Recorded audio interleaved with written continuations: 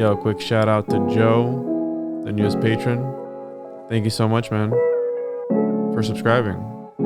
Make sure to check out the Patreon. Patreon.com/the101 podcast. Thank you so much. Enjoy the show, because this was a banger. Later.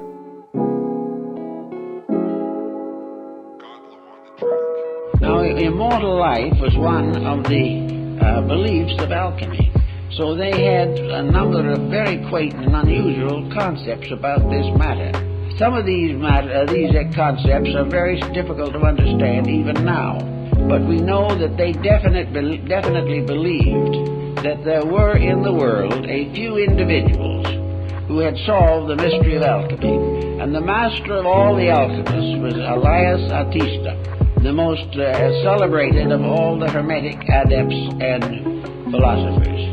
No one really knew him, although we do have 2 or 3 early books in the library in which the alchemists describe a meeting with him. But Elias Artista was the symbol of the perfect alchemist.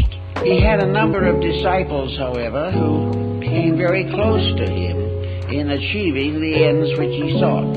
And the powers of Elias were such that he would appear in laboratories where worthy persons had worked very hard for years and given them a hint or a little advice to advance their researches. Then he disappeared and was never seen by them again. He appeared in many nations and in many different appearances. He spoke many languages, but he is supposed to be an eternal person, living on and on, because there was nothing within himself to cause him to die.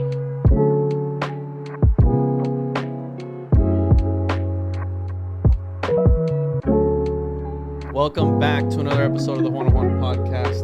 I'm your host as always, Juan. Make sure to follow me on social media at the 101 podcast, patreon.com/the101 podcast, rockfin.com/the101 podcast, Telegram, all that good shit. You know where to find me. And today we have a person who actually inspired me to start my podcast with his content that he was putting out once upon a time. And so today we have SB Alger with us. I said that right? Yeah, SB Alger. That's me. Thanks, man. I'm really excited to be here. Thank you.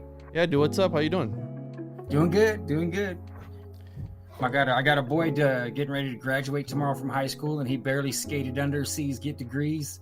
And so we're happy to see him on his way. He's going to move out the next day, move back in with his relatives in another city over in Washington. So it's been that bum rush to just kind of make things a little bit more right for company coming. It's not a big party, not lots of people, but you know how it is. Things are pretty loose. And then if you know people are showing up, you start to look at everything with a different eye. Like, oh, man, what about all these cardboard boxes by the front door and all that kind of stuff? So, Yeah, why is that, though, right? It's like there's something that triggers. It's almost like you're worried about what people are going to think of you, like some crazy fucked up. You know what I mean? It's like you're used to not living in filth, because that's different. But, you know, everybody has their own messes, you know, like me. Yeah. Like before we got on, I'm like, let me go into the attic real quick to get, you know, my wife something. It's not just going to the attic. Got to move the motorcycle back, to then fucking bring the stairs down, to then climb up. It's hot as hell here in Florida, to then bring down whatever it was, and then, you know what I mean? So it's like a process. But yeah. Can you plug your stuff before we get too far into it, SB, so people can find your work?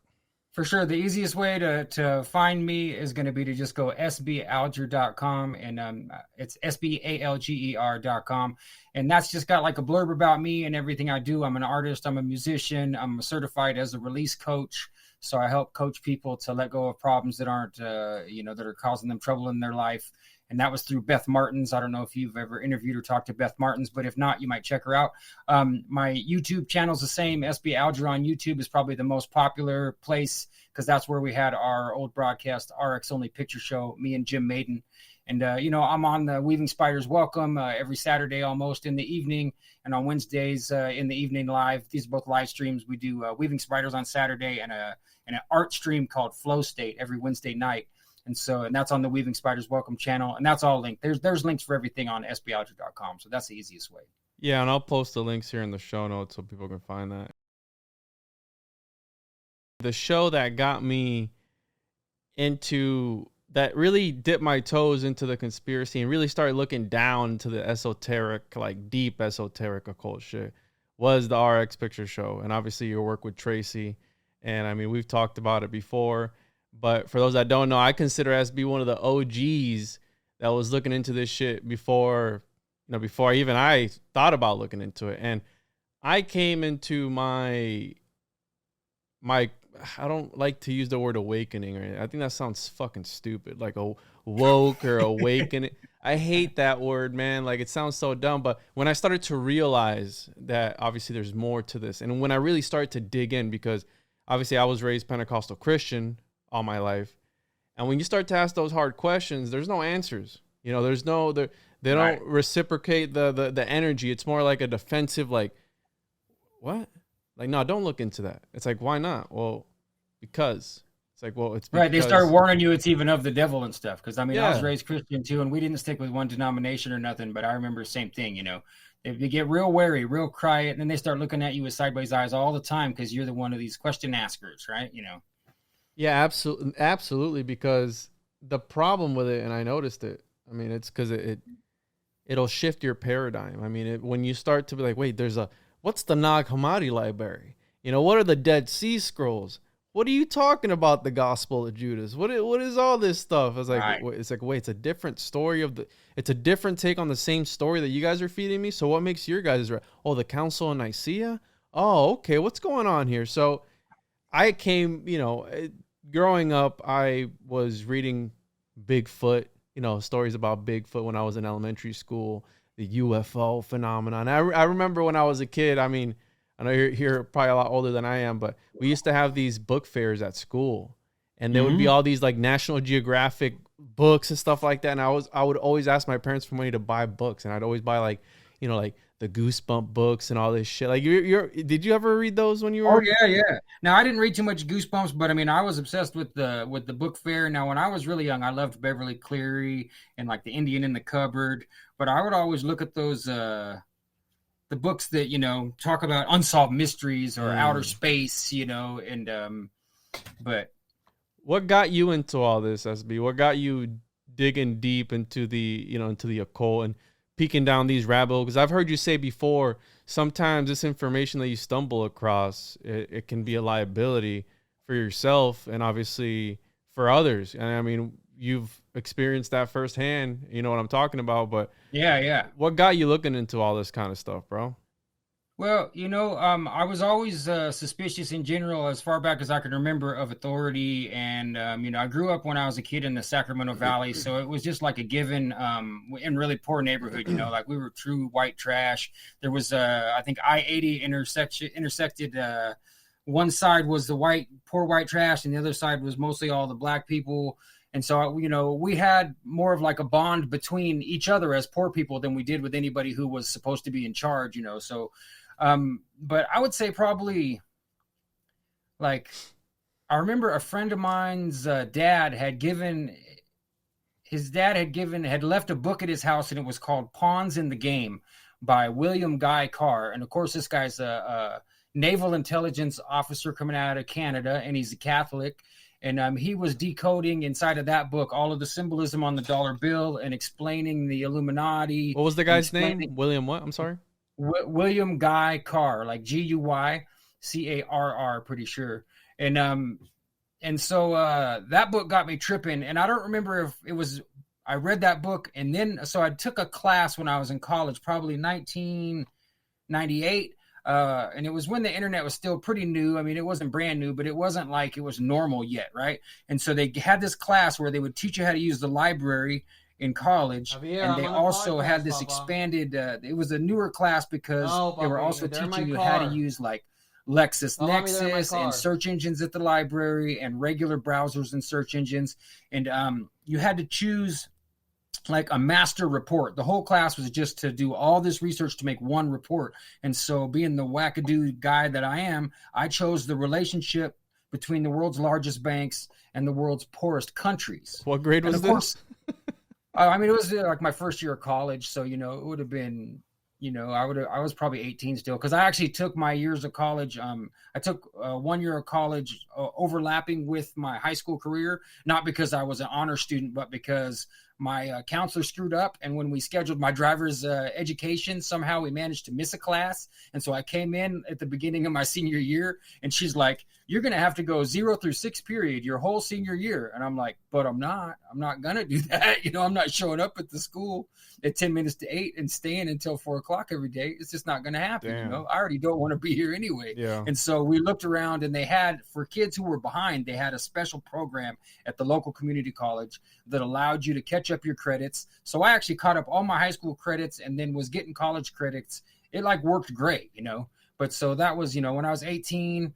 And Juan, I tell people I have a habit sometimes of falling back asleep, Like I did that, and I read that book, and I recommend the book. It's worth, even if you just scan through it, there's a lot of really good information in there from William Guy Carr. And he wrote another book about like the red fog over America. So it's still this Russian stuff, a lot of it's blaming the Russians, the communists, and hinting at the fact that they might be Jews and, all this kind of stuff, But after that, for some period of time, I remember I fell back asleep, and I just I still knew it in the back of my mind, but I wasn't actively searching anymore. And so I was just kind of going through my life and being normal. And then my buddy saw Dylan Avery on TV. Dylan Avery actually appeared live. Dylan Avery was the guy who allegedly produced the Loose Change 9/11 documentary, if people don't know. So, and this was one of the biggest 9/11 things to hit, was Dylan Avery and his Loose Change documentary about the 9/11 conspiracy. And there's a show, a woman named Amy Goodman used to be on a show. It was like a gatekeeper, tell more truth than the regular channels, but still really not telling all the truth. Kind of a news, like PBS kind of a thing. I'm trying to think of what it was. Democracy Now! Okay, so Amy Goodwin had Dylan Avery on a live spot on Democracy Now! And my buddy caught it, and so he told me about it, and we found the documentary on the internet, and that woke me back up again. Because, for a while there, I learned all that stuff. It's all about Freemasonry in that William Guy Carr book, and, the conspiracy, Illuminati, Adam Weishaupt, and all that stuff. And so I just kind of forgot about it and went on living my life. And then 9/11 woke me back up, and so I started following Alex Jones. And then you get far enough, you start thinking Alex Jones is a shill, so you start looking for other people. And I was following Eric Huffschmidt and Christopher Bolin and a man named Daryl Bradford Smith, and they were like a team of 3 researchers who were covering Zionism and covering 9/11, covering all these other zillion and one conspiracies. And then they had like a huge drama breakup like we see people having nowadays. You get a team of people you're following, you really like them, and all of a sudden other dudes pointing the finger at other dude, and he's a shill, and he's taking money, or he's lying, or he burned me, and so that was happening way back then. That was probably 03, 04, 04, 05, somewhere around that time. And believe it or not, I fell asleep again after that. Actually, I did it on purpose, because I found, if you remind me later, I'll tell you the story, but I found this crazy stuff. And like you said, it made me feel, the feeling I had was, if I had the information this man is talking about in my personal possession instead of listening to it on an audio, then I would be afraid, right? Like I would have to hide it, or I would probably burn it up. I'd probably destroy it. And so it kind of spooked me out. And so I quit looking at all that stuff intentionally and started studying marketing and advertising and self-improvement and all. And I still do those things now. That's how I found Beth Martins and became certified in the release stuff, was continuing this stuff brought me to a place where I've busted through the other side of feeling like we're all victims and that we're all in danger and that we're supposed to be afraid, and ended up in a place where I feel like it's really changed and improved my life, and I try to encourage people to get to that level and not, they call it fear porn nowadays. I think that's a really good term because it's so common. Like on Twitter today, I went and muted a bunch of words because this new Texas shooting is so horrific in the descriptions, and I'm not jumping into it, I don't want to go look and search and land on 4chan and try and discern what's happening and figure it all out. I just say a prayer for everyone involved, regardless of what anyone thinks of it, but I don't want to see it because I don't want to give up my loosh, as they say. I'm not trying to be triggered by it. Absolutely. And we were talking about that, right? About falling asleep and on purpose. And it's not so much falling asleep as because I consider it almost like because a lot of these things, how you said, it's all energies and frequencies and your loosh, if you want to call it that, whatever it is. We know these attention nowadays, especially, is a hot commodity. Data is a hot commodity. Yep. We see that. I mean, look at Facebook. Look at these social media platforms that are taking all our information, selling it to God knows who, and being fined billions of dollars because they're doing it without our knowledge. And we voluntarily give our energies up, right? Because it's a weird magnetic thing, right? And we talked about that too when we were exchanging messages about this magnetism when it comes to these sort of things. And one, being social media addictions, especially being social media, anything, porn addictions, whatever it is that you have battles with, because we all have internal battles, right? And sometimes, like for me, for a little bit, it was stopping vaping. I was trying to quit vaping, and I know the mind is strong, dude. Like I know it's, that whole, the placebo effect is magic, all right? And that's what that same effect that when people heal themselves by thinking it, that's what you want to apply in a ceremonial magic, setup or something, in that set and setting. That's what they want to achieve. Use it for good. Now you get people who, again, they exploit the system and they do fucked up shit with it, because we can talk about that later.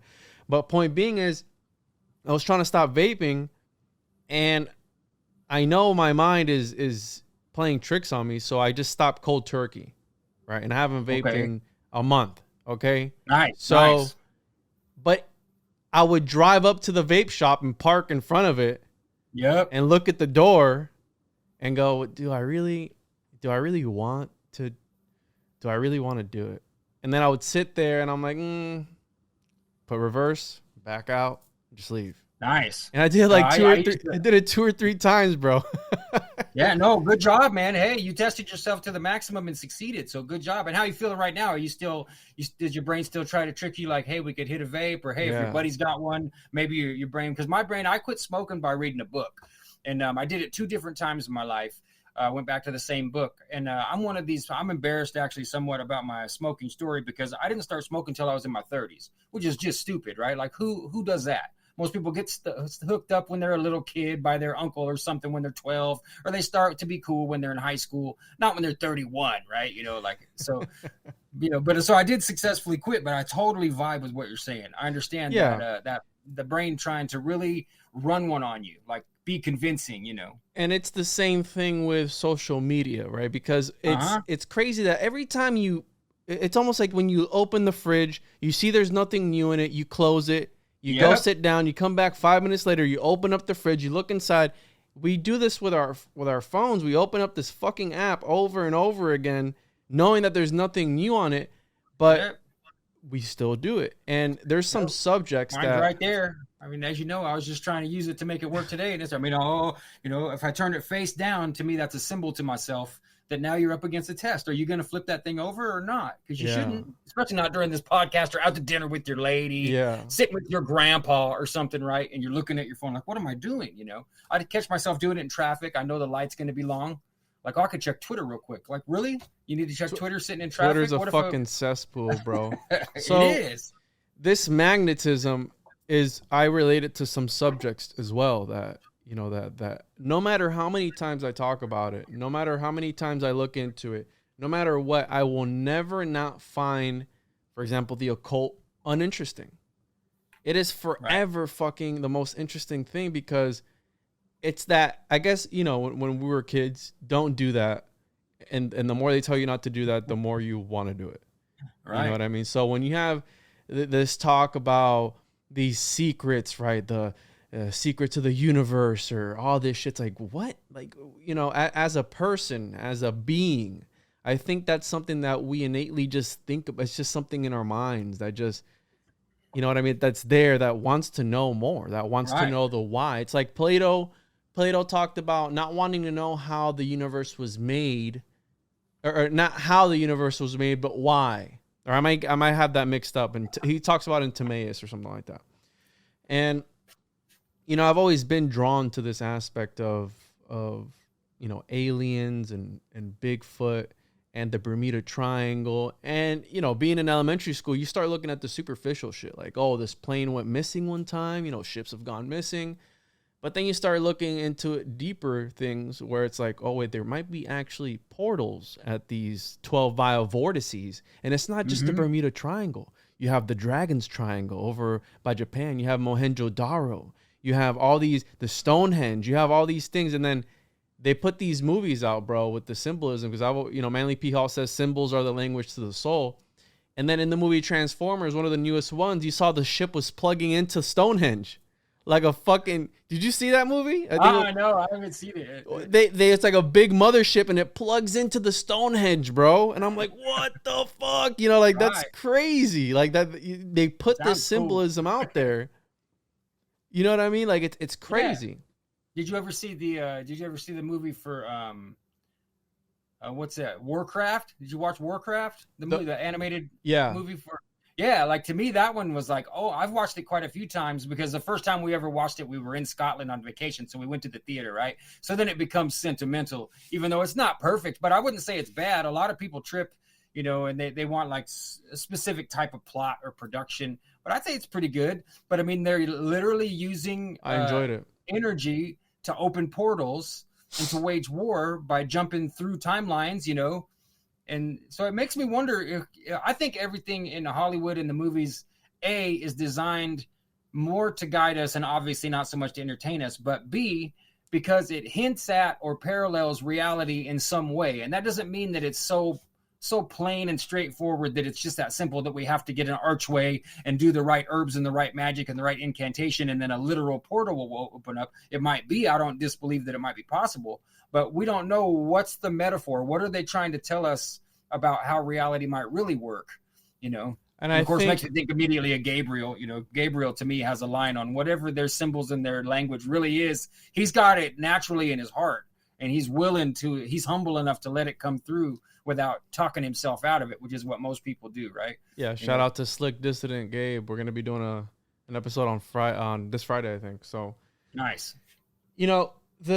Another thing that, because I do believe, I was watching, was it, what the hell is the name of that show? Because the truth is stranger than fiction, and I was watching The Twilight Zone. Right, I was gonna be on a podcast, and the dude, every episode he covers a different episode of The Twilight Zone, and I had never watched The Twilight Zone. I'd always heard about it because I went to Disney and I got on the Tower of Terror and all this shit, and they show you the Twilight Zone and all that stuff. But I had never actually sat down and watched it.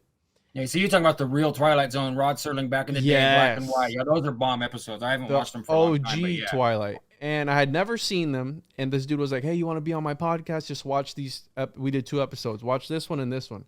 And I was watching it. And I'm like, man, they let this shit slide back then. They were letting people watch this stuff, like about talking about alchemist and living forever and all this shit. I'm like, wait a minute, what? Like time traveling and all these secret things. And you see that, like, I feel like after The Matrix, after Fight Club, after these cerebral movies, I think everything after the year 2000s, right, post 9/11 and all this shit, I think it's like watered down bullshit. It's like the same plot over and over again, and they just like will drip feed you like a little bit here and there. But like how you said, absolutely these movies are here to guide us. And if you have eyes to see, then you will read between the lines. You know what I mean? Because how David Icke says, it's one thing to be in a prison where you can't touch and feel the bars versus to be in a prison where you can touch and feel the bar. It's not, it's the same shit. It's just the mind, right? This mind prison that they put us in. Like you said, they're constant. The newest thing is the monkeypox bullshit. Shooting that just happened in Texas, which is unfortunate, but we're like 2 or 3 of them all in a week or something, right? Like, and I'm not even trying to look, but I still, on Twitter is the main place I end up getting news, whether I want it or not, on Twitter. And, I don't look. I'm definitely addicted to Twitter, straight up. I won't deny it. I'm hooked on Twitter. I'll be messing around on there all the time. I don't go on. I go on. I have a Twitter account, but I don't browse it because it's a cesspool. I know it's just full of people. And you can't distinguish. You have to curate your feed really hard to get anything good, and that's what I do. That's why I said I went and muted words. Like I can get a good experience out of Twitter, but it's constant maintenance, like driving a stick where the carburetor's bad or something. You know what I mean? You're always feathering the gas and you're jumping over to the brake. You're trying to get it through the intersection. You don't want it to backfire. I mean, that's how it didn't used to be that way, but that's how it is now, and I'm tempted sometimes to drop it, but I'm hooked still. You know? But SB, how are you able to decipher the real people from the fake people? Like, how are you able to decipher the NPCs from the actual people? Because we know that they do this. We know that they put fucking bots in these algorithms, right? And the new AI, which I feel that these new AIs are homunculus. They are the new artificial life forms that are created for one purpose, right? Just like how homunculus, alchemically speaking, right? It's made artificially, whatever if you want to subscribe to that or not. But can you even distinguish? Because you see, like, I'll go on Reddit a lot, and you see just people. You feel like you're alone in this world. Like, everybody's agreeing with these fucked up policies or whatever it may be on the left or the right, because I don't care if it's left or right. If it's a fucked up policy and it doesn't make sense to me, then I don't care who's behind it. I don't care if it's Democrat, Republican, whatever. I don't give a fuck. Yeah, same. It doesn't matter. It just matters whether or not it's linear common sense, where it comes down to being kind and in loving, not in fear, and all of the things that we know to be true for most of us, for naturally in our heart. Now, some people might be a little thick or a little bit slow, and some might be malicious. But yeah, I'm glad you asked, though, because, okay, so to me, that was a big part of what happened when I first started to study all this stuff.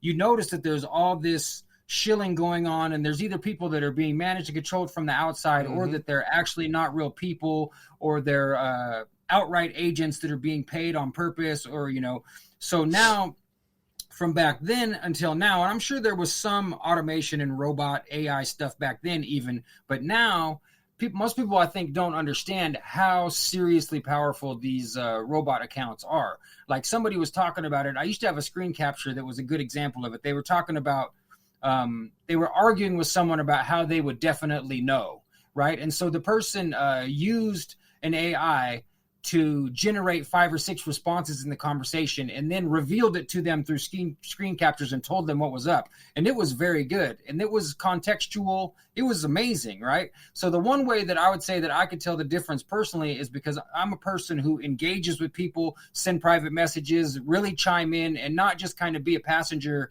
If I'm interested, then I'll ask a question, I'll quote tweet your tweet and ask you a question and see if you respond. And if it comes to a disagreement or where I think someone's fronting or they're fake, oftentimes I'll invite them to go live right now. I don't do that much anymore, but back in the day, I'd be like, well, let's jump on a stream and talk about it, and drop them a link or push the button and invite them in, And, to me, that's a clue. If you're not willing to do that, or if you come up with a bunch of excuses, then that's evidence of something. It's not a guarantee, but Reddit used to be a blast back in the day, but I don't really go on there anymore because it seems so curated, so managed, and so controlled. And so they get an idea that they want promoted, and they've got all their little robots and AIs that make people feel like it really is a wave of agreement where people are jumping on the bandwagon. And so then people, of course, do. They want to be a part of the group. They want to feel included. They don't want to be disapproved of, so that they jump in. And, I think it's a powerful brainwashing tool. And there's a huge mega thread about how much AstroTurf, bot accounts, and all that stuff on Reddit. And I used to share that on Twitter, and I could definitely find that and drop the link to you so people could see. I go with the gut feeling, Juan, that the internet across the board is probably minimum 40 to 50% completely fake. Have you seen the YouTube video, SB? The internet is dead theory? Yeah. Yeah, I watched Howdy. Is his name Howdy or Howie? McCluskey, I always get his name mixed up, but he was talking about it with Chance, I think, with Chance Garton from Interverse. But there was somebody else that I saw it before that. I don't remember who, but yeah. And I think it's true because we're old enough to remember when a search would, in 1996, man, a search would land you in places that you didn't want to be quick, fast, and in a hurry. You'd be clicking the back button fast because you type in the word teen plus anything and you land on a bunch of weird Lolita sites, and nothing was managed and controlled like it is. And you end up in a place where you're scared to even look, like, what the hell is this? And it's all nightmarish and weird, and it's not like that anymore. But even worse, like, the search results don't even bring you, especially if you're shadow banned or they're avoiding your content with the algorithm, you can't find it unless you type in the exact thing, And so the YouTube channel that has the original video that I saw, it was the Dead Internet Theory. The YouTube channel is All Time, and this guy talked about it. He's made a couple of follow-up videos of it, and absolutely, because one of the things that got the ball rolling for me was, You know, you have this talk about the internet, right? Because in gematria, www equals 666, right? That's the, you know, the lizards. The original people who came up with the internet was CERN. You know, what the fuck is CERN doing? They're trying to what? Open up portals to other dimensions for the Higgs boson, the God. They call it the God particle, but the entire quote is the God damned particle. And you know, you have people like Steve Hawkins and all these guys talking about Stephen Hawkins, whatever that guy's fucking name was, talking about how eventually, you know, man, if they're able to tap into this, we're gonna destroy ourselves. What is that one movie with Spider-Man about where they open up a portal and it's like a black hole and it starts to suck all these things in? Right. Again, Marvel and all these movies, they put it out there. They, you know, into the Spideyverse or Spider-Verse, the animated Spider-Man movie, one of my favorites. What's all that about? Alternate timelines and these things coming through this portal and being dragged into our timeline. The newest Spider-Man, No Way Home. They open up a portal and they go, I just walked through. I just, you know, fell right in. I've had an occultist tell me sometimes you just slip right in, right? And you have to make sure that before you fit that suit all the way in, you pull out. So you don't get too... I'm like, what the fuck are you talking about, bro? What are you saying? He goes, nah, dude, you just slip right in. I don't know what the fuck that meant, but whatever, dude. I mean, everybody will do what they want. But I feel that with this the whole mythology, it's that way too, right? Like if you go to fairyland, you don't want to be eating any pomegranate seeds because you're going to end up staying there forever, right? And that's what the fairies are trying to trip and do, is bring you over there and offer you lots of yummy, good smelling food to see if you'll kick it, you know, if you want to stay, you know? So yeah, absolutely. I just watched the brand new, there's a DMX over here in, is that what it's called? Like the big movie screen? DMX is the rapper, bro. Nah, I got it wrong. That's funny. Well, I wish DMX was here. IMX. Yeah, IMAX. Thank you. I don't know why I said DMX. That's hella funny. Shout out to DMX. Wherever you're at, bro. R.I.P. son. That's right. Oh, shit. But this whole thing about the internet being a portal to another dimension, because my buddy, right, shout out to Thomas, Paranoid American, he fucks a lot with AIs and these algorithms, and he'll be asking it stuff, bro. And this thing will respond back with movie scripts, with recipes, with book titles. It'll write an entire essay. It'll answer questions to you. And I go, dude, this is a fucking Ouija board, dog. Like, we asked it, what would be the best all-time conspiracy episodes to do? And it gave us a list. And what are we doing? We're following that fucking list. And we're going to do that list because the AI said. So I'm like, I've never fucked with the Ouija board, but what makes this any different? It's another entity on some other side of something that we don't even understand, giving us answers to questions that we're asking it. Right. You know, it's the other side of the same coin type of thing. You know what I mean?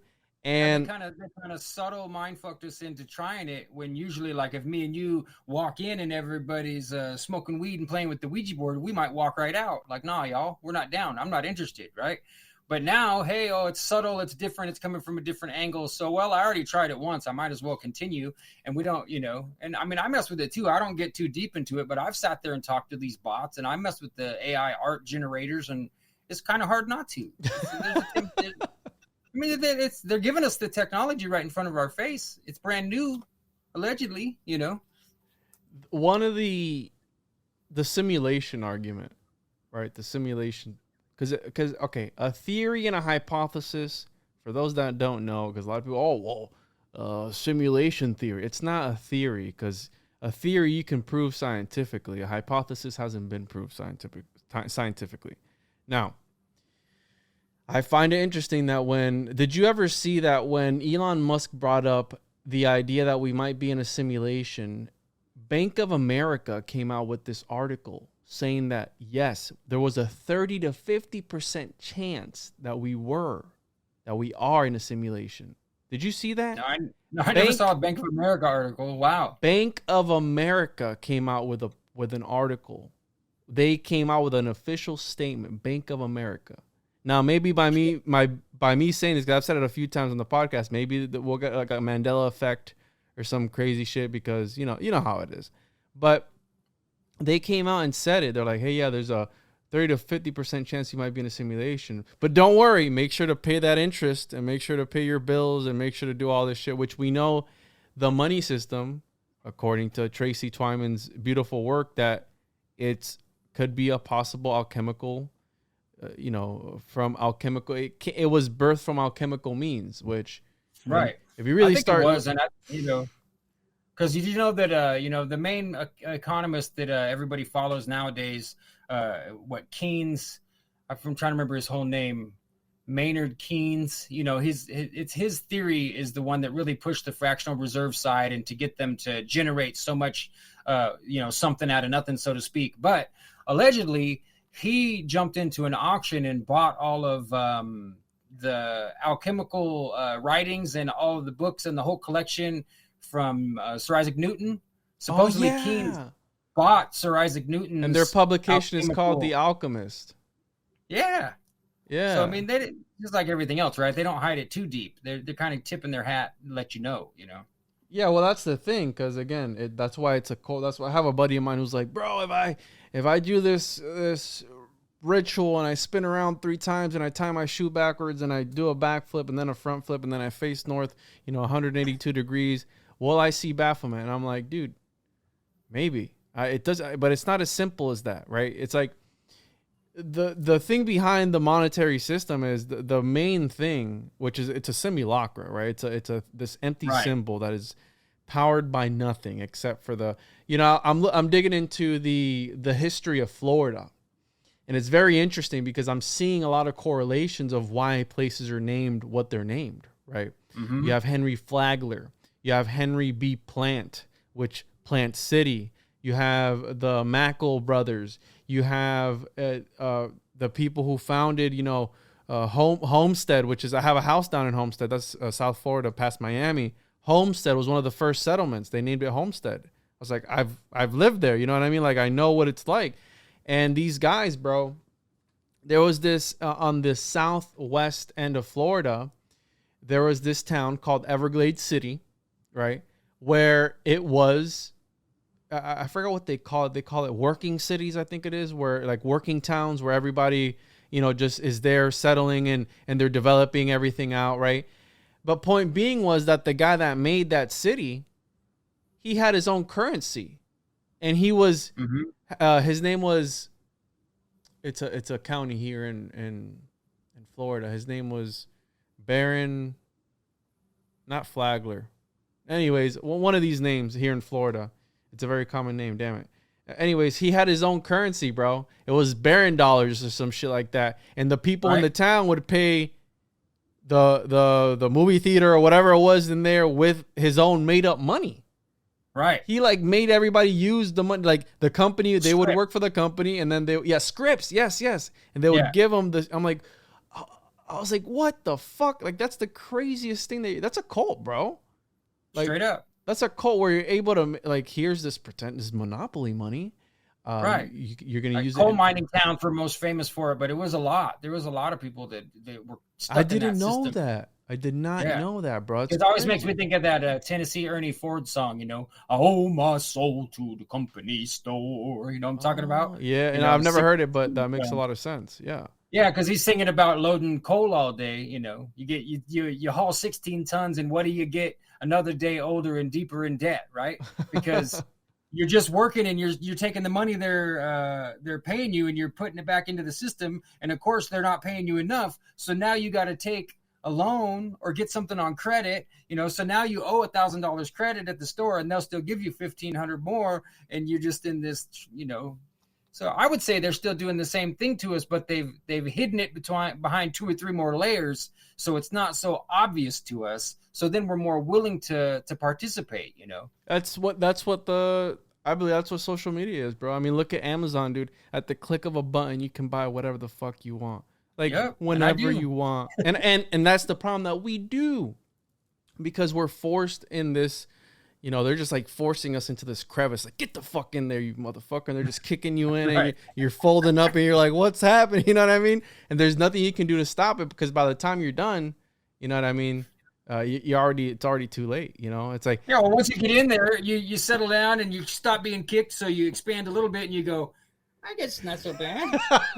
Yeah, that's what I was saying. Maybe it's not so bad after all. So what I was getting at with the internet is that I feel it is another dimension. It is another place because it was made by CERN, right, to exchange information between scientists.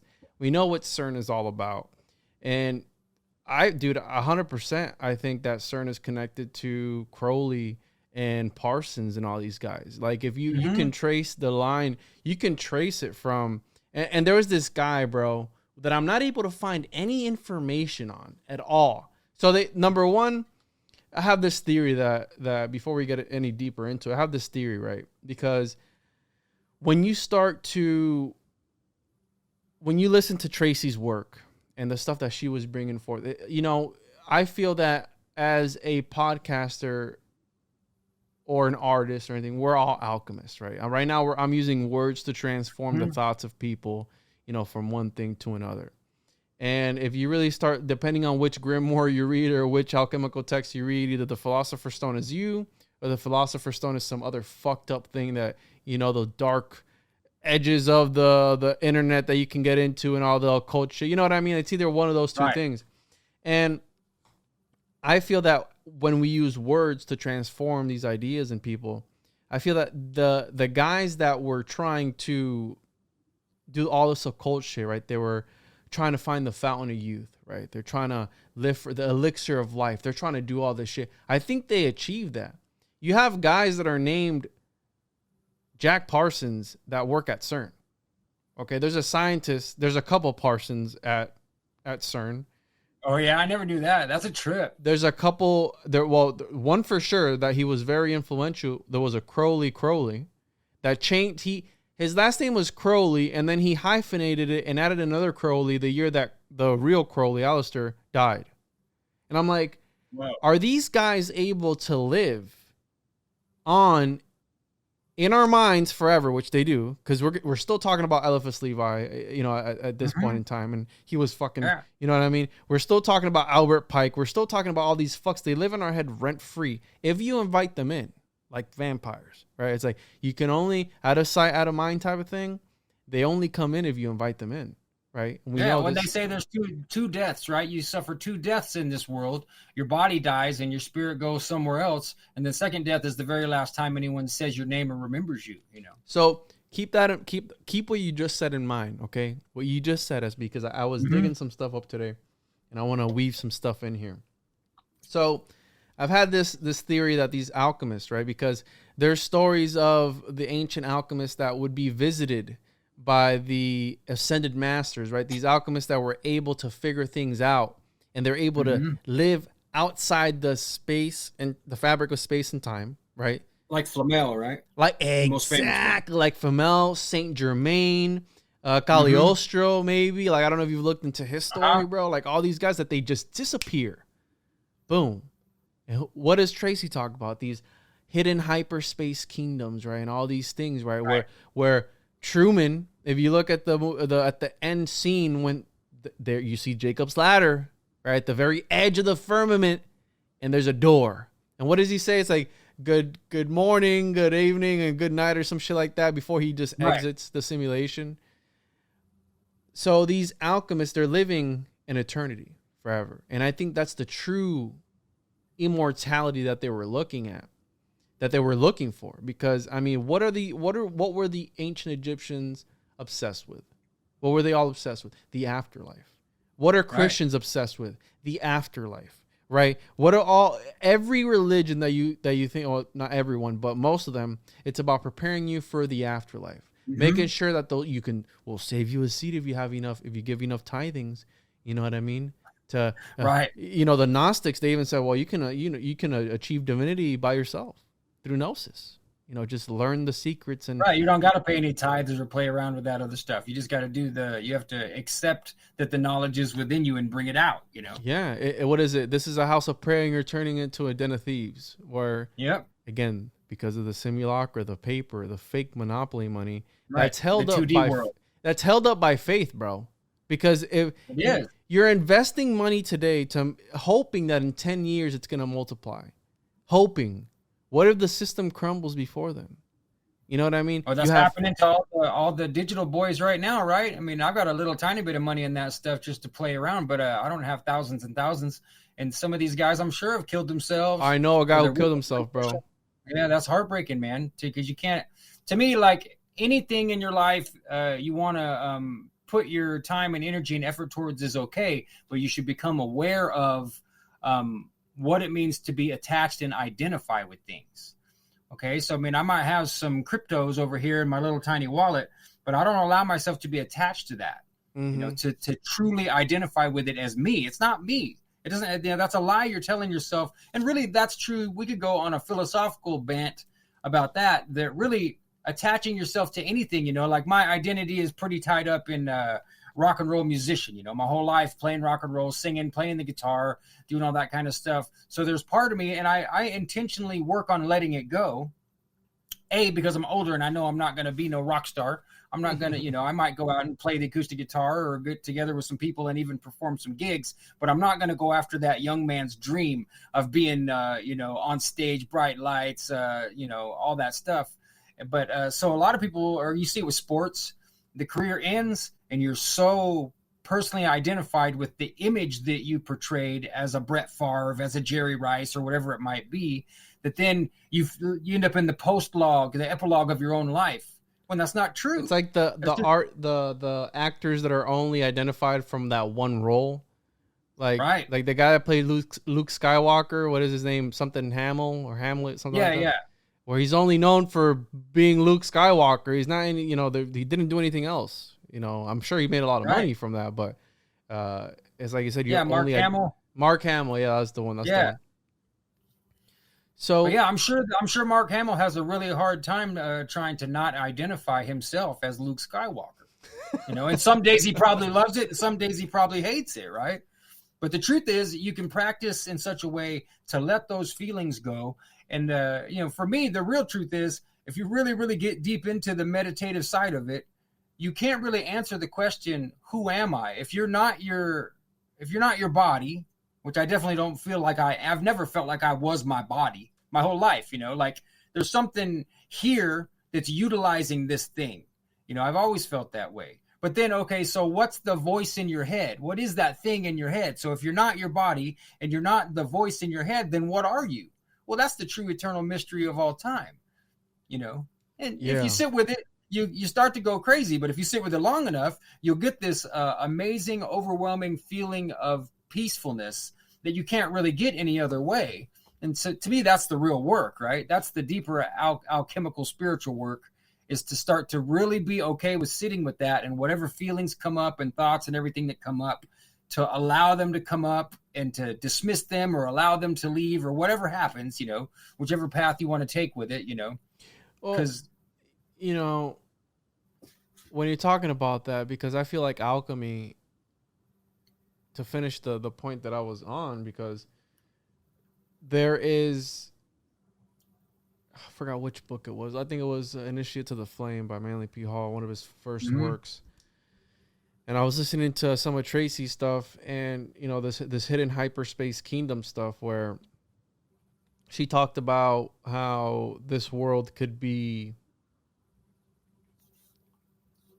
a byproduct of an alchemical, like an alchemist. Right?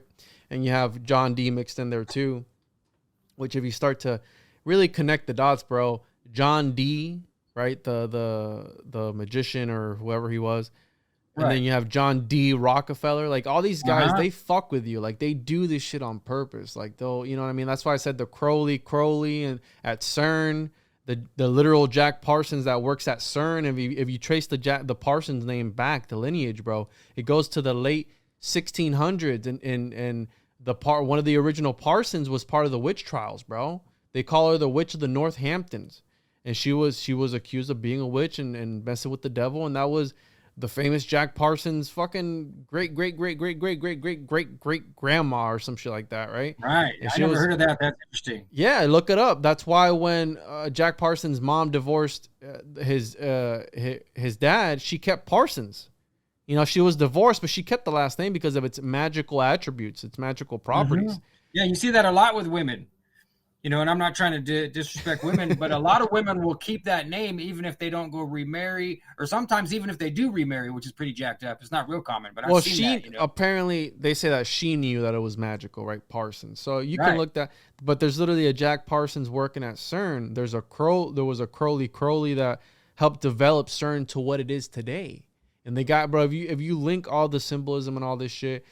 So James Cameron, which is that her name? James, the movie director? No, not James Cameron. Hold on, sorry. Marjorie Cameron. Jesus Christ, Marjorie Cameron, which was Parsons' second wife, right? Because he had three women in his life: the first original wife, the sister of the first wife, and actually he married the third one. The second one was the one that ran off with L. Ron Hubbard. So this Marjorie Cameron, not James Cameron, that's the Avatar guy, right? Right. So Marjorie Cameron. It wouldn't surprise me if you could haul James Cameron into this. It wouldn't surprise me at all. But yeah, he's definitely a lizard. So James Cameron is connected to Kenneth Anger and all these guys, and you can trace the lineage because I found it interesting that Marjorie Cameron, she played Kali in one of the I think it's the Symposium of the Pleasure Dome of something or other. I forgot the name of the movie. It was like this crazy movie. And she plays Kali in that. And Kali is the statue that is at the front of CERN.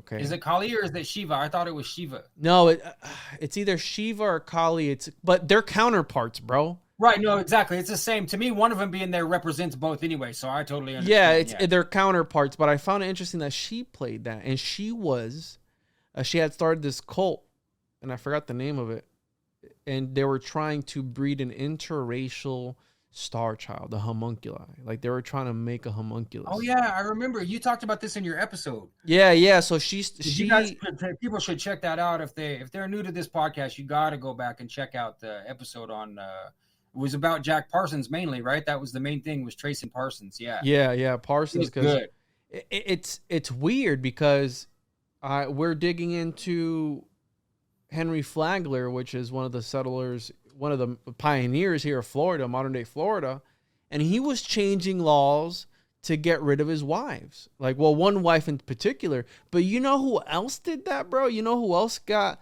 passed a law to get rid of a wife? King James. Oh. Yeah. King James. Yes. Oh, no, that's what I meant to say. I got it backwards. Yeah.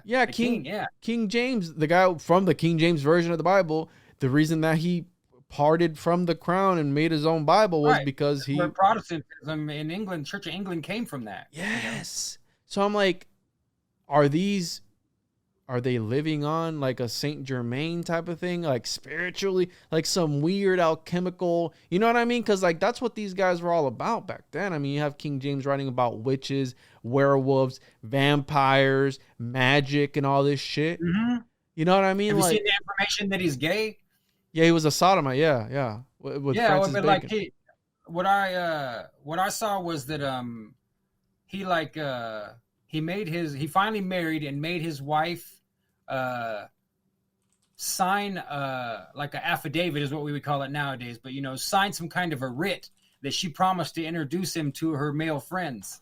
I thought that was taking it to the next level, finally take a wife and be like, but because I'm the king, you're gonna have to hook me up here with any of your male friends. But well, I think we talked about that. Me and I had Gabe on, I forgot where it was. I think it was the Illuminati Confirmed Ask Me Anything, and we were talking about how the wives of all the greatest scholars and people in history were actually hermaphrodites, and they were there to guard like the lineage or some shit like that. Right. Yeah, I like that theory. I think I've heard Gabe talking about that maybe all of the first lady types, whether it be a queen or otherwise, that their position is actually. And yeah, with Michelle Obama, it seems very likely, to me, like she's so substantial of a character physically and personality-wise that it makes sense that you need that hedge. You need someone that stands, you can put full faith in, that stands in the gap for you because you're you're at the controls. If you're trying to be president of the United States, there's no time to do nothing but be president. Oh, dude. And you got to have people looking after you, And you know who ordered the killing of John D? No, I never looked into that. King James. That doesn't surprise me. And I knew that they were connected because I had heard it before that King James was scared of magic and he ordered the killing of John D. But I had never connected it. So I'd never said it, but here we go. D left Manchester in 1605 to return to London, but remained warden until his death. By that time, Elizabeth was dead, and James I gave him no support. D spent his final years in poverty at Mortlake, forced to sell off various possessions. So I forgot who it doesn't say that he ordered the killing of him, but I heard that somewhere where it was like King James was mortified of magic. He was like a little bitch with it, so he wanted to. Yeah, because he had a witch master general, and he wrote a whole book about hunting witches and everything. Yes, it's called Daemonology, and it's a book. It's a 3-part book, and it talks about pacts with the devil. How, bro? It says in there, the use of demons is for the further glorification of God. So it's okay if you use demons. Because at the end of the day, it's going to glorify God. It's like, wait a minute. And this is the guy that ordered what? And it's like, what people don't understand is, we're carrying the intention of these alchemists. Because that's what it was. You have supposedly Francis Bacon behind all this shit. And I think alchemy, it's broken down into 2 parts. I think you got the people who take it for a literal sense. Because there's a mystical comprehension to things and a literal comprehension. And we know that the elites will shroud things in symbols. So you have the people who practice alchemy on a literal sense, where they'll like boil their piss and like try to do whatever the fuck and all that stuff, right? But then you have the people who practice it how you said. You touched on a very important thing of letting go of the ego. Like that's a part where you're not supposed to like identify with anything, how you were saying. Like you're just supposed to just exist. And I think that's what the monks were onto, where they would just, let go of all their possessions. The Pythagoreans, especially, they were onto that shit. They were onto letting go of everything that they had and putting it in a bank kind of way, because that's what the Pythagorean cult was about. People would give up their possessions, and if they were to fault on their, they called the initiates a different name. You had the acoustic eye, and then you had the other name for the other ones. Because there was ones that were only meant to hear, and they could only hear. They couldn't speak for 5 years. Right, it was a vow of silence. Yeah, for 5 years, I was going to say that's a long time to not talk a word, right? But they could take a break from that, bro. They could go on walks by themselves in isolation and talk. So it was weird. And one of the main there was another guy that was involved in Pythagoreanism, which they don't attribute really anything to him. I forgot his name, and I'll have to look up through my notes again. But point being is that you do a show on it? No, I did a show it's on Rockfin and my Patreon on the symbolism of numbers from Pythagorean point of view, and it's a 2-hour episode. Because I never dove into it, and I trust your research a lot. So I would, to me, that's an easy lead or a start, is to start wherever you were at. So so I talk about the symbolism of number. You have the monad, decad, all these numbers, and then I'm thinking about doing another one on the Tetractys, and then another one on the Pythagorean cult by itself, because those can be standalone episodes that you can talk about. Yeah, absolutely. So, anyways, point being is that they were initiated, and they understood that letting go of everything and letting go of the ego and purifying yourself was part of this alchemical process. Now, the term watchers, because when Tracy Twyman puts it that this world is a byproduct of an alchemical, an alchemical working, if you will, and she talked about how John D might be the demiurge, which I really like that. Right. I've got a magnet that I ordered that she made.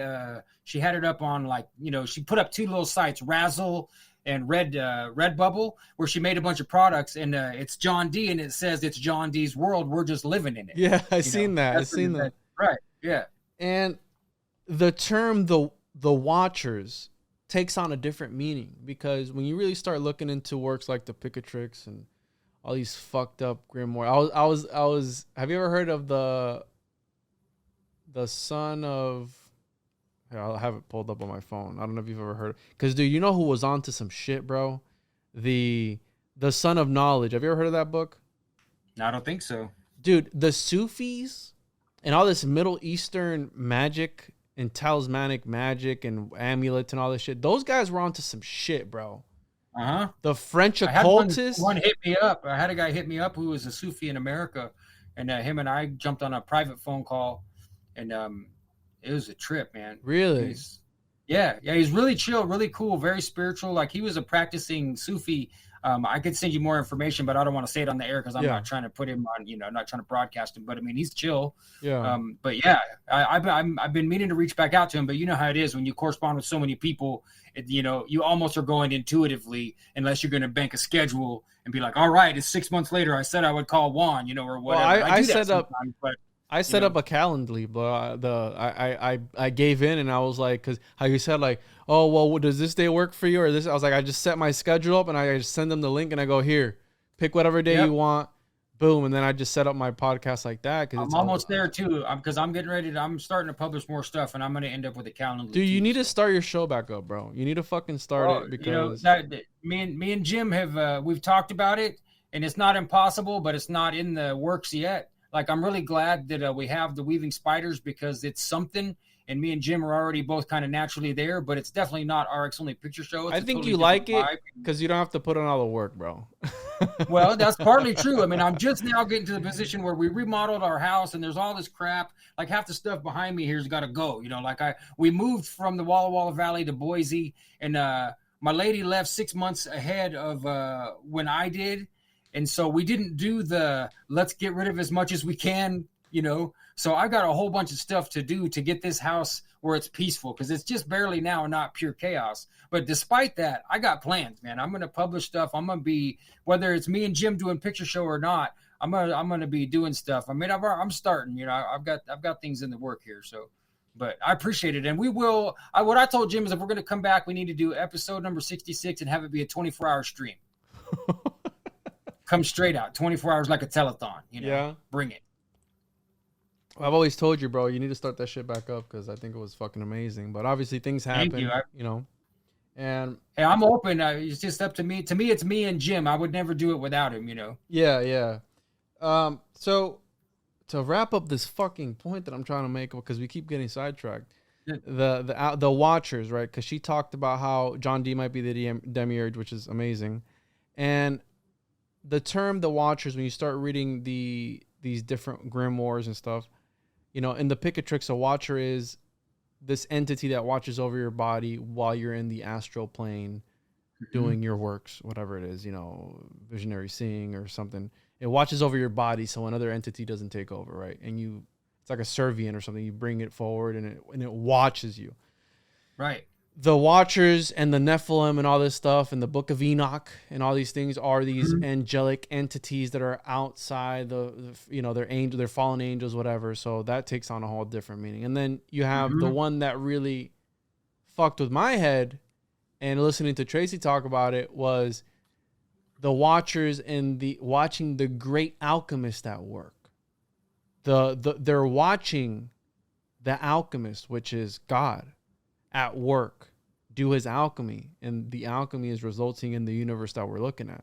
So when she's talking about, John Dee and all these guys, because they were alchemists, they were doing this shit, they were using scrimers, they were using magic, whatever, to do all these things. It just makes me think, like, wait, so are they the Watchers? Like, is there another end? You know what I mean? Like, what the fuck is going on? Because how I mentioned earlier at the beginning, there are these alchemists, and I forgot his name, that the way that Manley describes it is, it's like this entity that foresees all the other alchemists throughout history. Almost like a Saint Germain-esque type person that will visit these alchemists, the ones that are really, truly onto the shit. And they will guide them into and then, they'll drop them hints. And I did an episode with Jared Murphy a couple days ago, and he talks about his book is it's not aliens, it's us. At worst, it's us discovering our lost history. And he talks about how there is bioengineered soil in these different places where these megalithic structures are at, and it's called terra preta, which is Brazilian for black sand or black soil. Mm-hmm. And it is a soil that is 100% man-made, or made, artificially made, not man-made, because that was the whole thing. Like, is it aliens or is it us? And we know that these ancient megalithic structures are positioned in a way where they look like circuit boards. So I asked him, I said, this is crazy, because he's talking about how underneath the entire Brazilian rainforest, it's this terra preta stuff, which is this black sand. And he's like, well, the rainforest could have been like a botanical garden, like an actual greenhouse botanical garden thing. Because you know how they always tell us, like, oh, nobody could ever live there. Now they're taking down the rainforest and they're finding ruins and lost cities in there. And it's like, wait a minute, I thought you said it wasn't, no, but with this soil that they created, that, bro, it communicates with itself. It's like a fucking living organism. Now, that's not, that's crazy. I'm like, holy fuck, that's wild. We're like doing this episode. Dude, it's found all over the world. The same makeup of that soil is found all over the world, the different parts of, you have it in the Middle East, you have it in the Americas, you have it in Mesoamerica, you have it everywhere. Civilizations that weren't supposed to be. Now, do you think this ties to that? It was you guys were talking about the blue paint on the soldiers, the Chinese soldiers, the terracotta warriors, right? The Han's purple. So the way I linked this to this, because he told me something that blew my fucking mind. Because I think that we're all talking about the same shit, just with different names. Now, he brought something. Black goo too. It made me think of black goo immediately. Yeah, exactly. He brought up this idea that he goes, because we were talking about, like Wim Hof, who's able to change his genetic makeup. That's magic. All right. The dude's doing magic, but, it's like this practice, whatever. He said, do you do it? Huh? Do you do it? You do the Wim Hof breathing? I do it sometimes. It's amazing, man. I'm going to try it. I was doing it in bed one night and I fell asleep. I had never officially tried it, but I'm going to try it. So he brought up the idea that the universe, it's like this big supercomputer, because we started talking about stargates and shit. And what if back then, and it wasn't the aliens, but what if these people understood, right? They had this crazy ancient technology that the way that they were laying everything out was like they were building like a custom PC build, right? Like they were laying the Nazca lines out, right? And all this shit, they were doing it to where it was like a computer, and they knew that if at a certain time of day, certain time of night, they were able to turn this computer on and do some funky shit with it. But then the ancient bloodlines, how does that play into it? I told him, I'm like, hey, he goes, well, the way it plays into it is that some systems aren't backwards compatible. Okay. So if my bloodline is only compatible in Mesoamerica, but I'm in the United States, I might get a little shock every now and again. And this is how we get synchronicities. This is how we get, different things where it's like a magical experience. Like a synchronicity is a magical experience. He goes, because the earth understands this person's effect and that they're connected some way, shape, or form. So it will kind of nudge them in the direction where they need to go. Hence how the alchemist, this metaphysical ascended master alchemist, whatever, because I think Wim Hof talks about these monks that could meditate for 3,000 years and all this shit. They were able to, get into this transcendental state where they're able to meditate for X amount. Which, dude, I have a friend of mine who went to, I forgot where it was in South America, but there was a pyramid. And at one point in time, the government had opened the pyramid up, went in, and you can find this on like my older episodes. Probably, I don't even fucking know what up. It's the South America, the Enigmas of South America. I think it's on that episode, which is like episode like fucking 30 or 20 something. They opened that pyramid up, and then they closed it back up. And he was there, and he asked one of the guides. He was like, "Hey, why can't we go in that pyramid? And he goes, oh, well, one of the ascended masters is still sleeping in there. And I go, what in the fuck? He goes, yeah, one of the ascended masters is still, he's sleeping. He's not dead. I was like, was like a mummy or something? No, he said he was still alive in a deep slumber. Oh, what? I was like, is this motherfucker Cthulhu or something? You know, because they talk about how in this age... You saw that gold monk that they thought was a sculpture, and they X-rayed it, and his body was inside of there, right? Did you see that one? No, what? Yeah, he's sitting in the lotus position, and they thought it was a gold sculpture. And so they X-rayed it, and his skeleton is in there. And of course, that's the idea, is that they can either become so pure in their meditation that they preserve their body forever, or that they remain in a state of stasis, or ideally, the goal is that you just disappear. Well, that's Taoism, right? The secret of the golden flower, where similar. So you have the left path and the right path, right? And you have the path that just obliterates everything, jizzes on the sigils and all this shit, and then you have the other path that retains it, holds in the sperm, because it's all about the sperm for some fucking reason, right? And in the secret of the golden flower, that's how we got here, bro. Huh? That's how we got here. Yeah, exactly. It has to be about the sperm. We don't have a choice. That's how we got here. Exactly. The secret of the golden flower, I think that's how it is. It's that you're able to achieve this sort of state where it's supposed to be a metaphysical golden body that is supposed to live on so a homunculus, right? Except it's not made through injecting your sperm into a cow vagina somewhere in a fucking house with 30 windows facing the north end of the, you know what I mean? Like, and you beat it with a dog dick and all this stuff, because there's those grimoires too.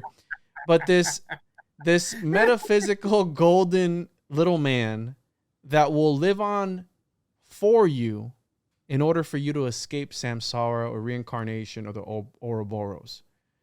So that's the Taoist, and it's supposedly that's the alchemical Chinese. Create your own watcher.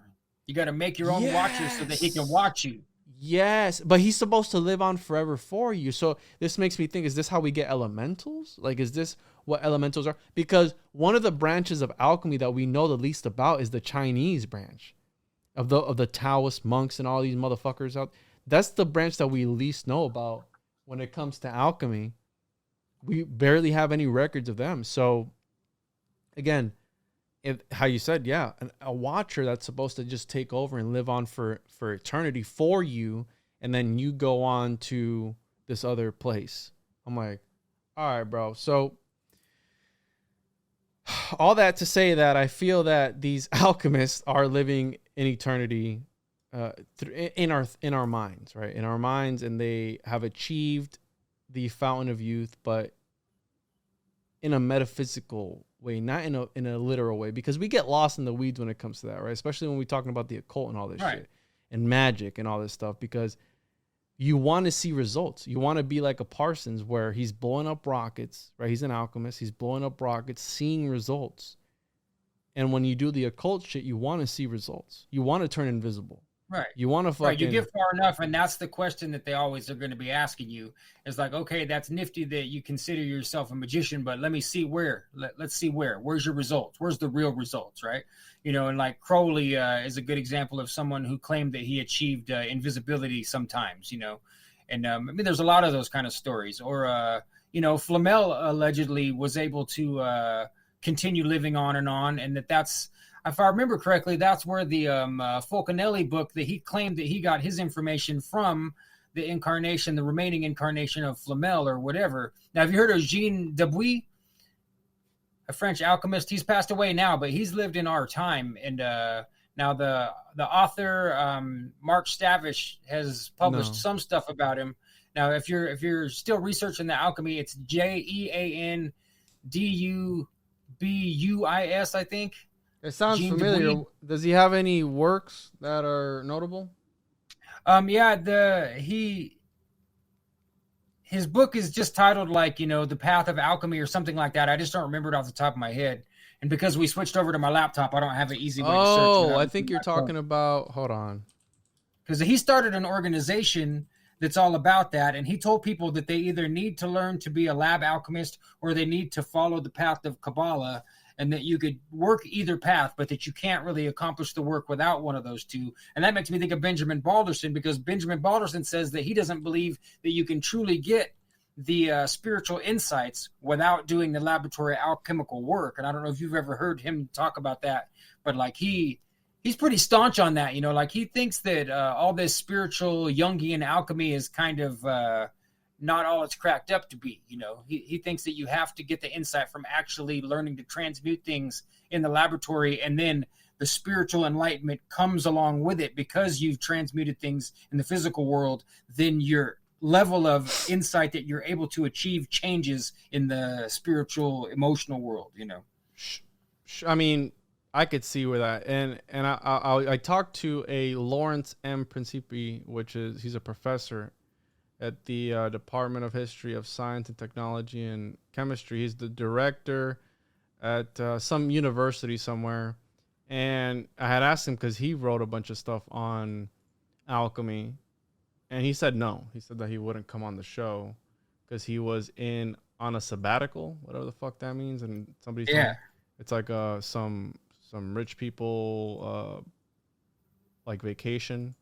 Right. Well, that's it. It's like like you go spend a year as an artist in residence or whatever. Sabbatical means that as part of your career, you do take it is like a Sabbath, right? Like you take a year off, but you're still within the structure of your academic path or whatever. So interesting. Well, he said no because he said when he's done, maybe he'll change his mind and come talk to you. That'd be cool. Yeah, this dude wrote some shit on alchemy. So you should tell him, man, hey, when your sabbatical's over, let me know, and then you can put it on your Calendly to hit him up. Yeah, so I hit him up, and what were we talking about? I forgot completely what we were talking about. So fuck, man, I forgot what were we saying? Well, we were talking about John, this French alchemist guy. I'm gonna send you. I'm gonna drop it in your Telegram, so you just have at least the wiki page, so we don't forget. That way, it's just there. But you said what year was he operating in? Because you said it was in our time. Yeah, I mean, he was doing stuff in the '80s, and he's on video being interviewed and stuff. Interesting. No, I thought it was that Principi guy because I reached out to a couple people so I went to this bookstore here in Florida. And the guy has a copy, like one of the 3 or one of the 6 copies of the Amphitheater of Eternal Wisdom. And it's this book, and he's selling it for like 27 grand.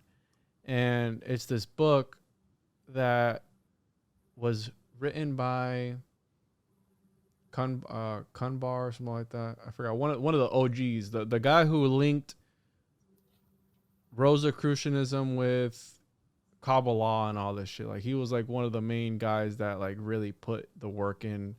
And anyways, and I was supposed to like go over the book, like the actual book with the owner of this bookstore. But homeboy ghosted me. Like we had set up a date and everything, and then the day I was supposed to drive down, because it was like an hour and a half away because I was in Miami, he fucking never wrote back. So I'm like, all right, bro. Yeah, so whatever. Yeah, so that happens a lot in this kind of work, though, that everything seems to be going well, and then all of a sudden, that happened when we were investigating Tracy Twyman's death. I don't want to give too many details because I've never really spoken about it publicly, but we had some leads and some stuff going on, and all of a sudden the path closed up, and it even kind of got not confrontational but weird, and I just let it go because I'm not, I don't want smoke. If it has to be left alone, it has to be left alone. But to me, in your position, I'd be pretty tempted to follow up. Like, do I get to see the book or not, bro? Oh, yeah. That's fascinating. I mean, I still walked away with a golden anniversary copy of The Secret Teaching of All Ages by Manly P. Hall that he had. Nice. And I was just looking through a bunch of shit. Like, I got a couple pamphlets, like old theosophical pamphlets from like 1920s. And I told, when I was there, right before I was about to leave, I was like, hey, do you got any Manly P. Hall stuff? Because I had found one of the pamphlets in the back. And this is a fucking huge store. He goes, I think I might have. He's like, I had a really big book. And he's like, bro, it's like 20-inch book. It's fucking huge. It's right there on my floor. And he's like, yeah. He's like looking around this fucking mess. And he brings out this Manly P. Hall, like one of the original, like, there's 550 copies. It's a second edition, but it's 550 copies of this one golden anniversary. Yeah. It's got all the Augustus fucking drawings in color, bro. Like the big version color. Like it's a huge book. Awesome. That's awesome. And I was able to snag that up along with some other stuff. So I had reached out to him again because I'm like, hey, dude, would you want to come on the show? He's like, yeah, absolutely. And I was like, well, we can either do it remotely or I can go because I have like a portable podcast set up. I was like, we can either go and we can do it in person. And he was all about it. And then for some reason, like he just stopped fucking like responding. I'm like, damn, dude, I spent like fucking X amount of money at your store and this is how you fucking treat me. No, it's hard. I mean, that's what I mean. Sometimes that happens and you never know. To me, that's the blessing and the curse of conspiracy and esoteric occult research is that you hit that point and you seem really chill about it right now. But some people hit that point and then they get their feathers ruffled, get your hackles up. Like, oh, did somebody tell you to stop talking to me? Or did you find out something and something led to something, connections got made and you suddenly see me in a different light? Or what is it, right? What happened, And so, I mean, to me, it's good that at least you don't, you seem annoyed, but you don't seem like... I was really, I'm kind of, I was kind of bummed. Like my wife was like, oh, what happened? I was like, you just stopped responding back to me. Like, but it is what it is, because I've reached out to enough people in this round. I mean, I've been doing this for 2.5 years now. I've reached out to people flat out say no. I mean, like, no, I don't want to come on your show, or, hey, it's not my cup of tea or whatever. So I'm used to people saying no, which is cool. I mean, I'm not going to fucking force you to do something you don't want to do. But it's like you were all about it, and then all of a sudden, like right when I was about to go drive up that morning, I'm like texting him to confirm that he's gonna be there. Right. Homeboy ghosted me. Skittish. Done. I'm like, okay, whatever, dude. Like that, But it is what it is. Maybe I might go back one day and be like, "What's up, homie? Like you fucking ghosted me." Like, I know I'm that way too. I'll show up. Pull up. They say, right? It's a really awesome bookstore. I loved it, and it had a bunch of really great material. Yeah. So And which episode is this? I didn't ask. Which one? What number are we? What number are we? This one. I think this is going to be episode number, I'll tell you right now, 93. 93. Yeah, so we're going to be 93, which is next week. Yeah, I'm a bit of a numerology guy. I don't do it as much as I used to, but that's really how I got more into the spiritual What's 93? Side. 93 is Crowley's number, man. No, get the high. You're 94 then. Is it really? Yeah. No, it is. 93 is like, that's what, that's the number that translates to thelema. Like, like if you see Thelemites online, they'll say 93 as an affirmation, as a way to chime in, like to say, hell yeah, or to say amen, or to say, I agree with that. They'll say 93, like, oh my gosh, but bro. It's okay. It's still just a number. Like I've been trying to train myself to not have a knee-jerk reaction to left-handed path people and just have compassion and kindness towards them no matter what. And it's hard because, like when people are intentionally taken. Now, I know it's not that way for everybody, but the stereotypical view of that is that you've intentionally taken a self-centered or an evil or, a taboo path. And I'm not saying that that's even true for all the people that find themselves in that position, but I've got it written on my dry erase board to see Christ in Crowley, right? Like, so how do you do that? Because I want to challenge myself, right? Every time I see Aleister Crowley's dumb face, I don't want to have a knee-jerk reaction that I'm hating on him. And like, he's already dead anyway, so it's okay. I can send love to the spirit of Aleister Crowley without damaging or hurting anything, but it's hard. It's a challenge. Dude, if there's anyone who wants to get behind Crowley is me, but I just can't. I can't do it. I can't find myself. Yeah, and me neither. That's why I put this, because I have a hard time even looking and studying, and there's a lot of valuable information there. Yeah. Whether it's from him directly or not, because they, that path still opens up worlds upon worlds of things, but I have a hard time, a knee-jerk, like an abhorrence to it, like nasty, like eating pee-pee and poo-poo and menstrual blood, and, and the farther you take it, the worse it gets, right? Well, next thing you know, you're putting a living baby in a bottle and burning it up to make the Philosopher's Stone and everything else, Because dude, like that's the whole thing, right? Because that's the whole thing with these organizations. For those that don't know, it's about breaking taboos, right? It's about how sick can you get with it, and you know what I mean. Now, if they were if they just secretly wanted to just fuck each other in the ass, that's a whole different thing. I mean, that's their business then, right? If you want to be gay, dude, that's fine. But you don't be claiming, like, don't shroud it in, oh yeah, if you do this, you're gonna get magical power. That sounds like that's a cult, bro. You know what I mean? Like, it's always like. Well, and that's the thing is that it's not about them secretly being gay. It's about me and you deciding that we're gonna make magic, so we're gonna intentionally go against our natural heterosexuality and use that strange energy to manifest into something. Like, no, I'm not interested. Thank you very much. I'm not. No way. That's some weirdness, right? But if people look at Sabbateans, Frankists, the idea to transgress your way into heaven is a concept, right? Like they believe that if they just break enough rules, then Jesus will have to come back, or then the universe will collapse and we'll have to be reunited into oneness. Who's that? Let's see. Sabbatai Zevi was the first one. Okay, so Sabbatai Zevi was a version of the Jewish Messiah, and he had a pretty big following. They thought he was the real Messiah, and a part of his cult that he started was to be transgressive intentionally, right? So somehow they come to this idea that if you break all of the rules of this realm. So say if you go with the full-blown hardcore Gnostic belief that this is completely a false realm created by a false god, and that we're trapped here, that we're parts of the spark of God and we're trapped in this false realm, then if we break enough rules, then potentially we increase the rate at which we can break ourselves back out of here and be back to the oneness of God, right? And so then it's kind of now Sabbatai Zevi's story, I think that's right. Now I might get them mixed up, so we'll have to check later. That's fine. I get shit mixed up all the time. Pretty sure Sabbatai Zevi, he got caught by the Muslims, and they said, well, since you're the prophet and you can perform miracles and everything, these arrows shouldn't touch you when we shoot them at you. So you got a choice. Either you can prove that you're the Messiah and you can live through this assassination attempt, or if you're not feeling confident in your Messiahdom right now, then you can always just convert to being a Muslim like us, and then you're all good. And so he converted to prevent himself from dying. And sounds like Josephus, bro. Like a Josephus, yeah. So then after that, the Frankist cult, and I think it's Jacob Frank, that was after. So he's another, I'm pretty sure it's the same thing. He's another Messiah type, and he's like in the middle or early 1800s.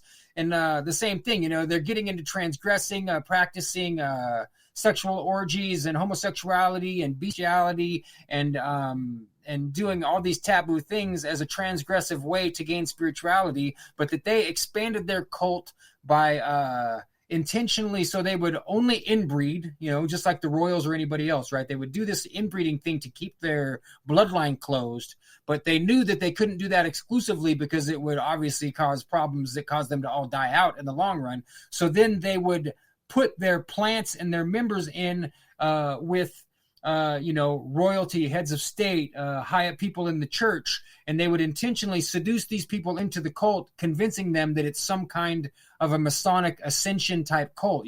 If you get in with us and you learn our teachings and you pay enough money, then we'll let you graduate up the ranks. So and that who you was become.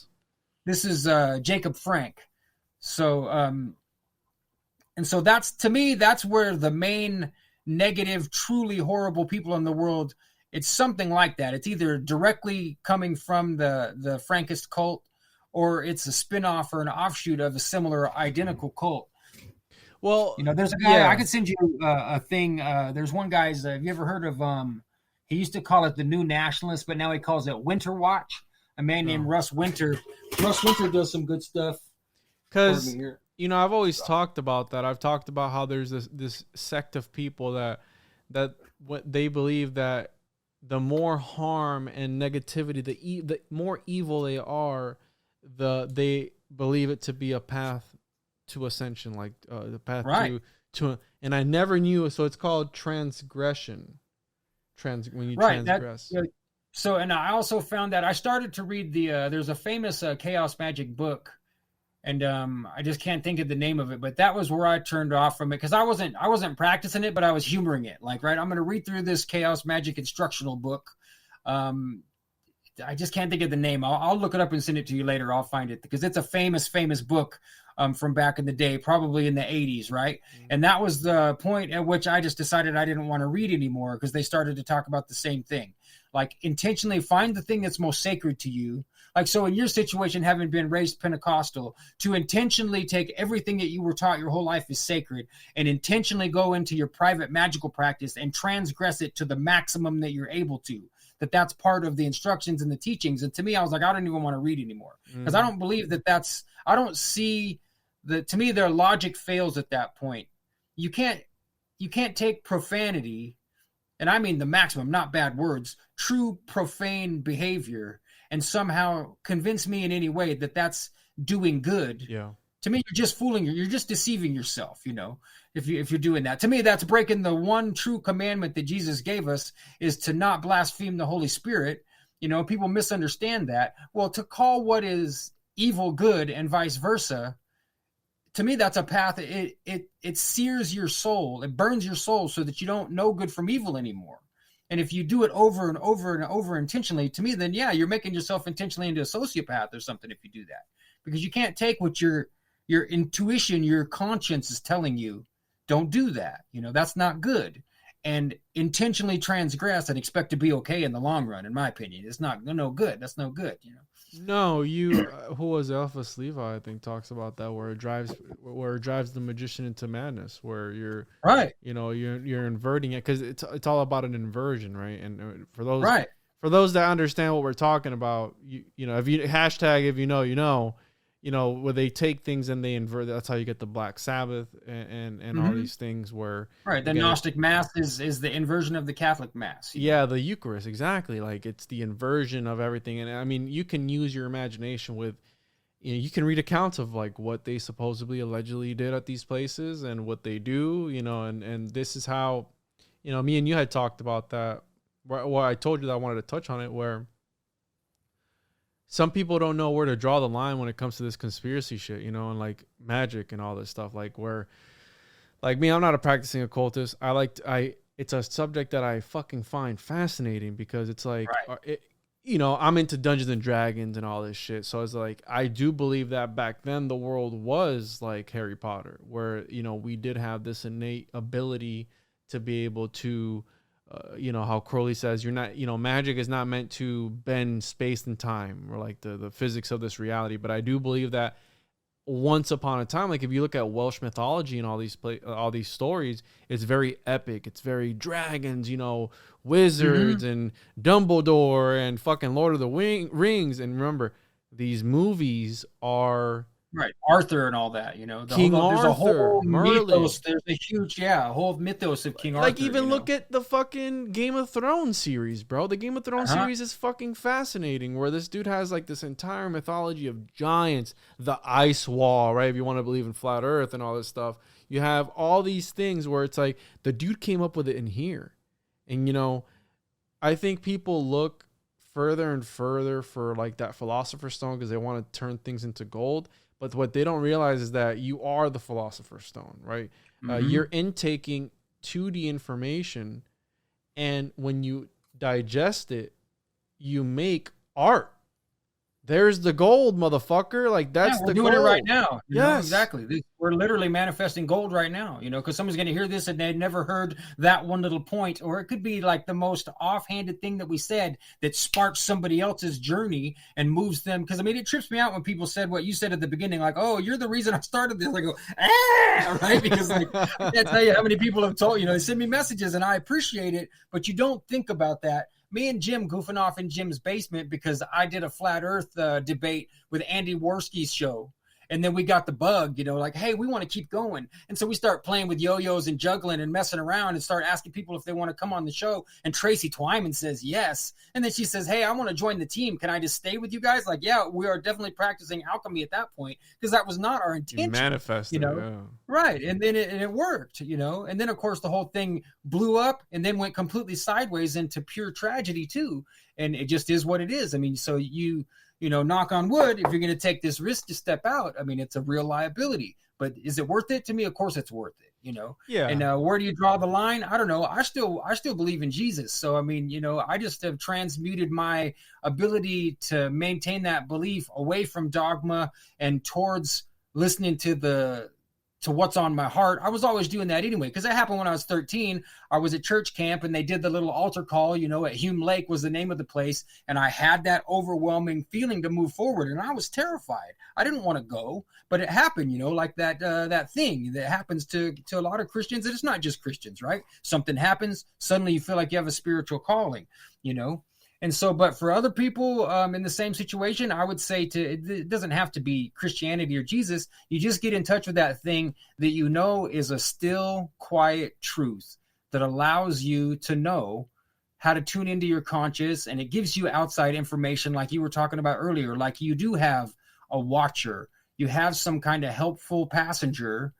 Some people call it your guardian angel or whatever. Mm-hmm. And to me, a lot of people, they get lusty and excited to try things, and they don't realize the liability that they're putting. I mean, that's why I see you as very smart.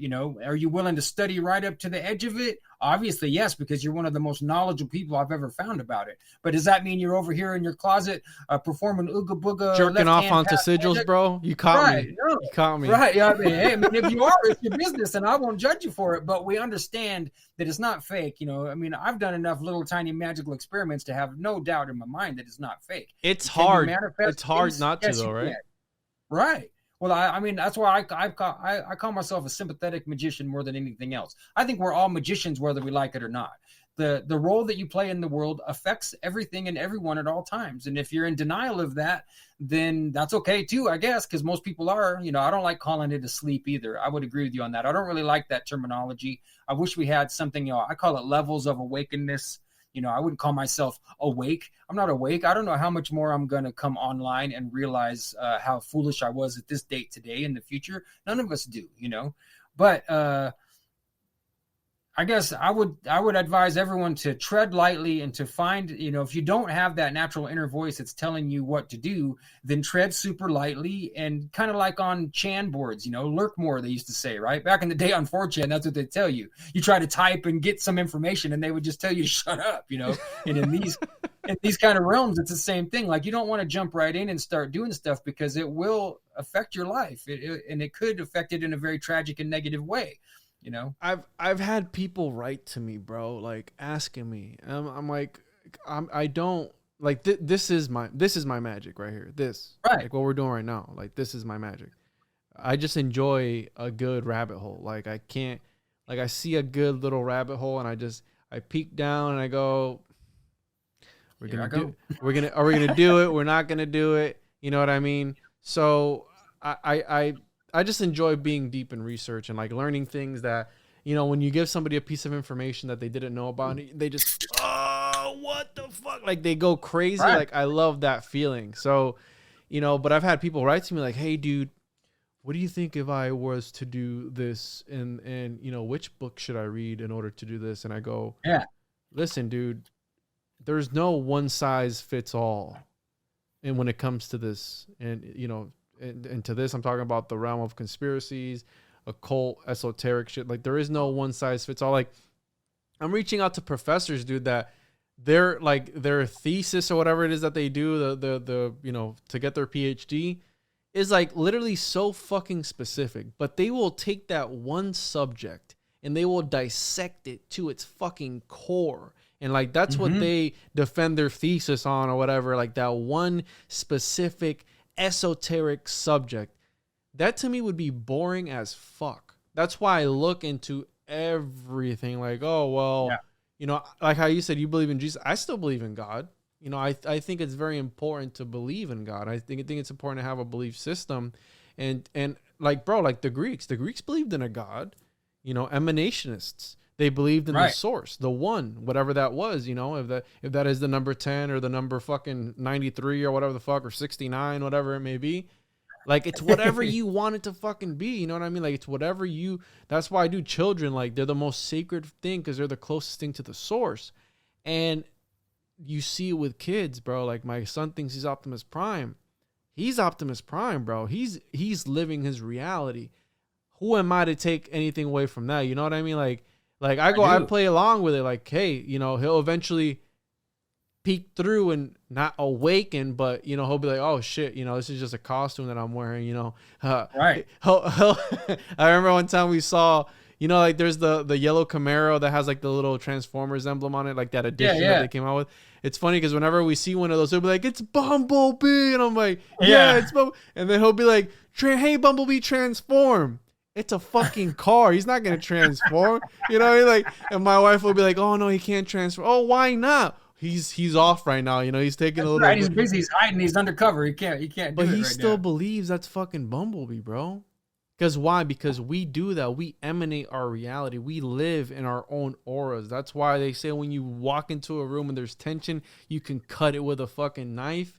You know what I mean? Like all this shit is people real. know it's real. They're just in denial. Most people are just in denial because they don't like the idea of being so powerful and so full of effect on the world. And so they just reserve themselves and they follow the rules. Let's and there's lots of other there's other realities that have already been manufactured that you can fall in line with. And that's why if you do that too far, you become NPC. And then people don't even see you. They see you as automaton.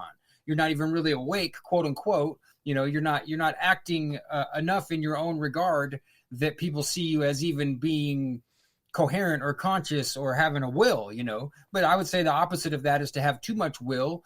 And, you know, to me, practicing your quote unquote true will is akin to black magic, because if I decide, and it doesn't have to be magic rituals of any kind, if I just decide, you know, my goal is to make $10 million this year and I don't care what it takes, I'm going to do it.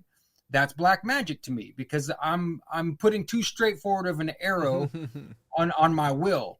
And then I'm automatically, even if you do it and you try to be courteous and follow all the rules and the laws, you're still skating across the top of a lot of people and a lot of things to not slow down, breathe, look around, increase your situational awareness and see what's happening, and then make some kind of an intelligent, willful choice based on the present moment.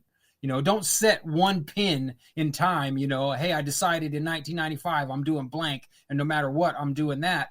To me, that's a little too dogmatic, you know? Yeah. And again, it's all about set and setting, right? And especially when it comes to psychedelics or even this ceremonial shit, like magic in general. And I've always told people, because again, I still have that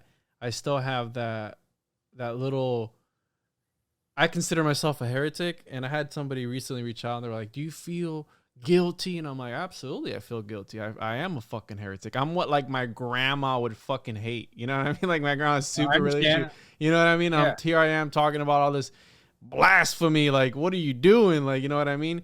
And so that's another thing that's held me back from, you know, either actually dabbling in the occult, where it's like, oh wow, that sounds really fucking interesting.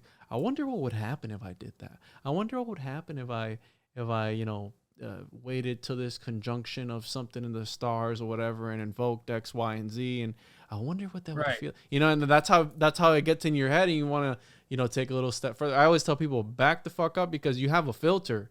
You know what I mean? And when you wear through that filter, you open yourself up to a plethora of things. And it's a good metaphor, Juan, because if you think about a real filter.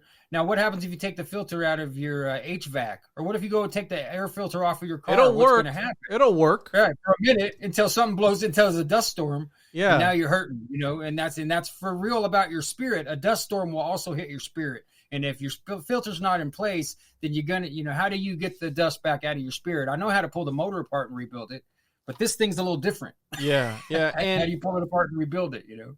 And that's something I wanted to bring up too, as we come to a close here. There was something that I saw with the Web3, and it's got to do with Ethereum and crypto and all this shit. And I know you've talked about the singularity, and I talked about the hidden hyperspace kingdom idea that Tracy would always talk about, which I find fascinating. So they want to do something now called the soulbound token, which is a token that they're going to be able to give you that you're not even going to be able to get rid of in the Ethereum blockchain. And I found it very weird, because you got to pay attention to these things. The soulbound token, you know, anyone who's ever played World of Warcraft, if you have a soulbound item, you can't vendor it, you can't drop it, you can't do. So I was like, is this the mark of the beast type of shit? And then the hidden hyperspace kingdom stuff. I don't know if you've ever heard of Google Backrooms. Have you ever Google Earth Backrooms? Have you ever heard of those? No. So there's this thing on Google Earth, and this is gonna come full circle because we've gone on these tangents. And I think this episode has been fucking amazing. You know, just talking to you and I'm happy. This is great, man. Riffing back and forth, and this is coming full circle to where, you know, back to the whole the internet is a different dimension.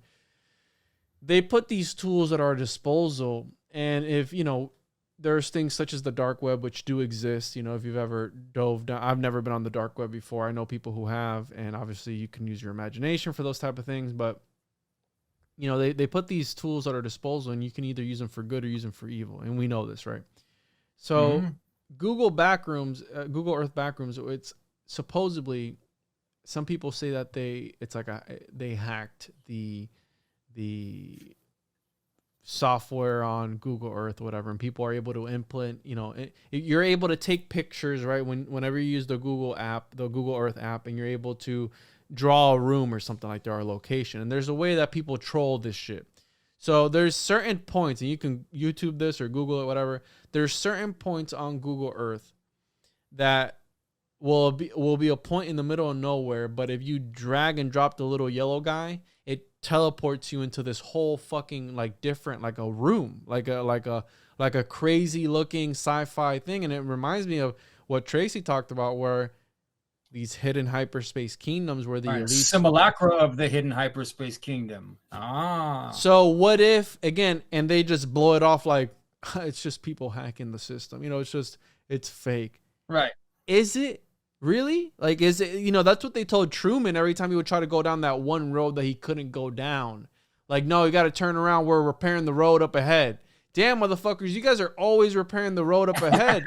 You know what I mean? And what does the dude say at the beginning? It's like, well, you know, why hasn't Truman figured it out? Well, because we accept the reality that's, you know, that's presented to us as the true thing. Now, I'm not saying that, you know, you're in a false world and you need to do fucked up shit because it doesn't matter. I do think that there are, just how in a Windows operating system, you can't put a Mac app on it because it's got its parameters. I do think life still, you need to take precautions and still live it. Even if you don't believe, you know, because it can get dark when you think about that type of shit. Like, oh, well, then why does it fucking matter? You know, if I fall into nihilism. Which is what Nietzsche was talking about. You know, God is dead. He wasn't celebrating God's death. No. Read the full quote. God is dead and we killed him. You know, we're the murderers of murderers and all this shit. That's right. But there's so much blood we can't clean it up. That's what he said. But people don't understand. Oh, God, he said God is dead. He's a fucking atheist. No, motherfucker. Look into, he was sad that we were stepping away from the system because it leads you to nihilism. You know what I mean? And it leads you to that dark path. And then you have, you know, the tightrope and the Ubermensch and all this shit. So, but people don't do the research, SB. They don't go down these rabbit holes. They don't fucking read anymore. It's like, give me the headline, bro. And, you know, I'll take it for what it is. But, dude, I think we'll leave some on the table for the next time that I have you come on. And yeah, I'll come back anytime, man. Just hit me up when it seems right, and we'll just trust that intuitive gut feeling and do this anytime you want, man. I'm down. I'm totally down. Yeah, and this is great to me. But I feel like we were able to have what is akin to a conversation that has a private vibe, but both full aware that it's not a private vibe, that you're going to publish it on your show. And to me, that's way better than you coming up with 12 questions and, you know, very carefully finding the right moment to ask me each one and hope that the answers I give are close to what you were hoping I would give and all, you know. So, yeah, dude. And, you know, for those, I like to do the unscripted shit. I really do, because I feel like I can just free flow with it. But, you know, not everybody can hang, you know what I mean? Like, you got the people who aren't really that attuned to it all, and you got people who are kind of awkward and clunky, and I haven't had that happen in a while, but you know, you'll get those every now and again. But I do like the research heavy episodes where I go down on just that one thing and focus the entire episode on just that one subject, and people really enjoy it because, you know, whenever I wrote down 2 episodes just from us talking, because I trust your process and your episodes from the past so much that if you say that you got a symbolism of numbers, then I know that that's a real starting point for me to look. Because, I mean, to me, and it's personal too, you know, because like what happened was, I'll write one last story before we start to get to the true end here. So I had to take a year off of my life. I blew up my life. I had a crazy ex-wife, and, you know, it was us together having a bad toxic romance, but she had some serious problems. And when it was finally all over, I went to the state of California for a year, and when I came back, you know how it is, you're kind of floating around, you're trying to figure out where you fit in after you've taken time off. And I went to a yard sale and I bought this numerology book as a way to distract myself. And I actually bought it with a skeptical mindset, you know, like, oh yeah, whatever, numerology, okay. And it was that book, the lady had that, and she had like 20 or 30 90s single cassette tapes of like Belle Biv DeVoe and Janet Jackson and like all this old stuff, you know. And so I was listening to the cassette tapes one at a time and the B-sides in my car. And I got home and I had serious issues coming up with decisions that needed to be made in my life. And so I tried to use that numerology book to distract myself from the greater issues. Like, I'm just going to work through this book and show how stupid and fake it is. And it completely just ripped the shield off of my life. Like, every single thing that I turned to, every page, every piece of math that I did to determine my next number, it's a book called Numerology and the Divine Triangle. And it's the very first book that ever had numerology corresponded to tarot cards and to astrological deacons.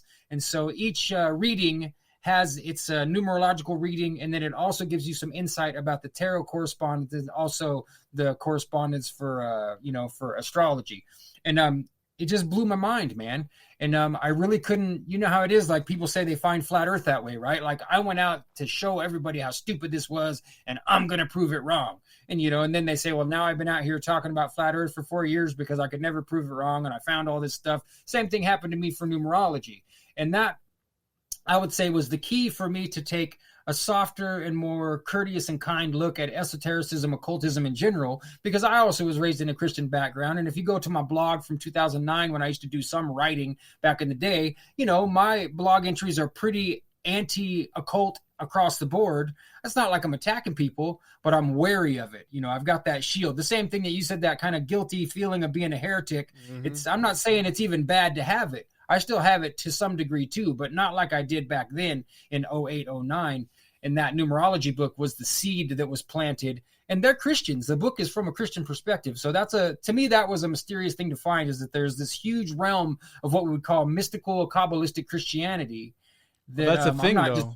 That's a thing. Yeah, that's Christian what I mean. Kabbalists. Right? It's a huge thing, exactly. Mm-hmm. And I mean, I would say, in a way, I even kind of fall into that category, but still practicing magic only in a sympathetic way. I'm not saying that I've never dabbled or tried things, but I don't have a ritual practice where I'm intentionally lighting candles to angels or doing, you know. To me, I'm very wary of all that stuff because it's too much intention and not enough knowledge on my part to feel confident to do it, and no interest. I don't have that fire saying, hey, I'm going to go try this. I'm going to get into lighting candles for Michael or whatever. You know, I don't have that feeling naturally, you know. That fish right there, dude, I manifested that fish. It's the dumbest shit, right? Like, oh, fucking fish. Okay. No, I have myself on video the entire time, that entire day, of me manifesting. I'll send you the clips. I'll have it on YouTube. Okay. Of me manifesting this fish.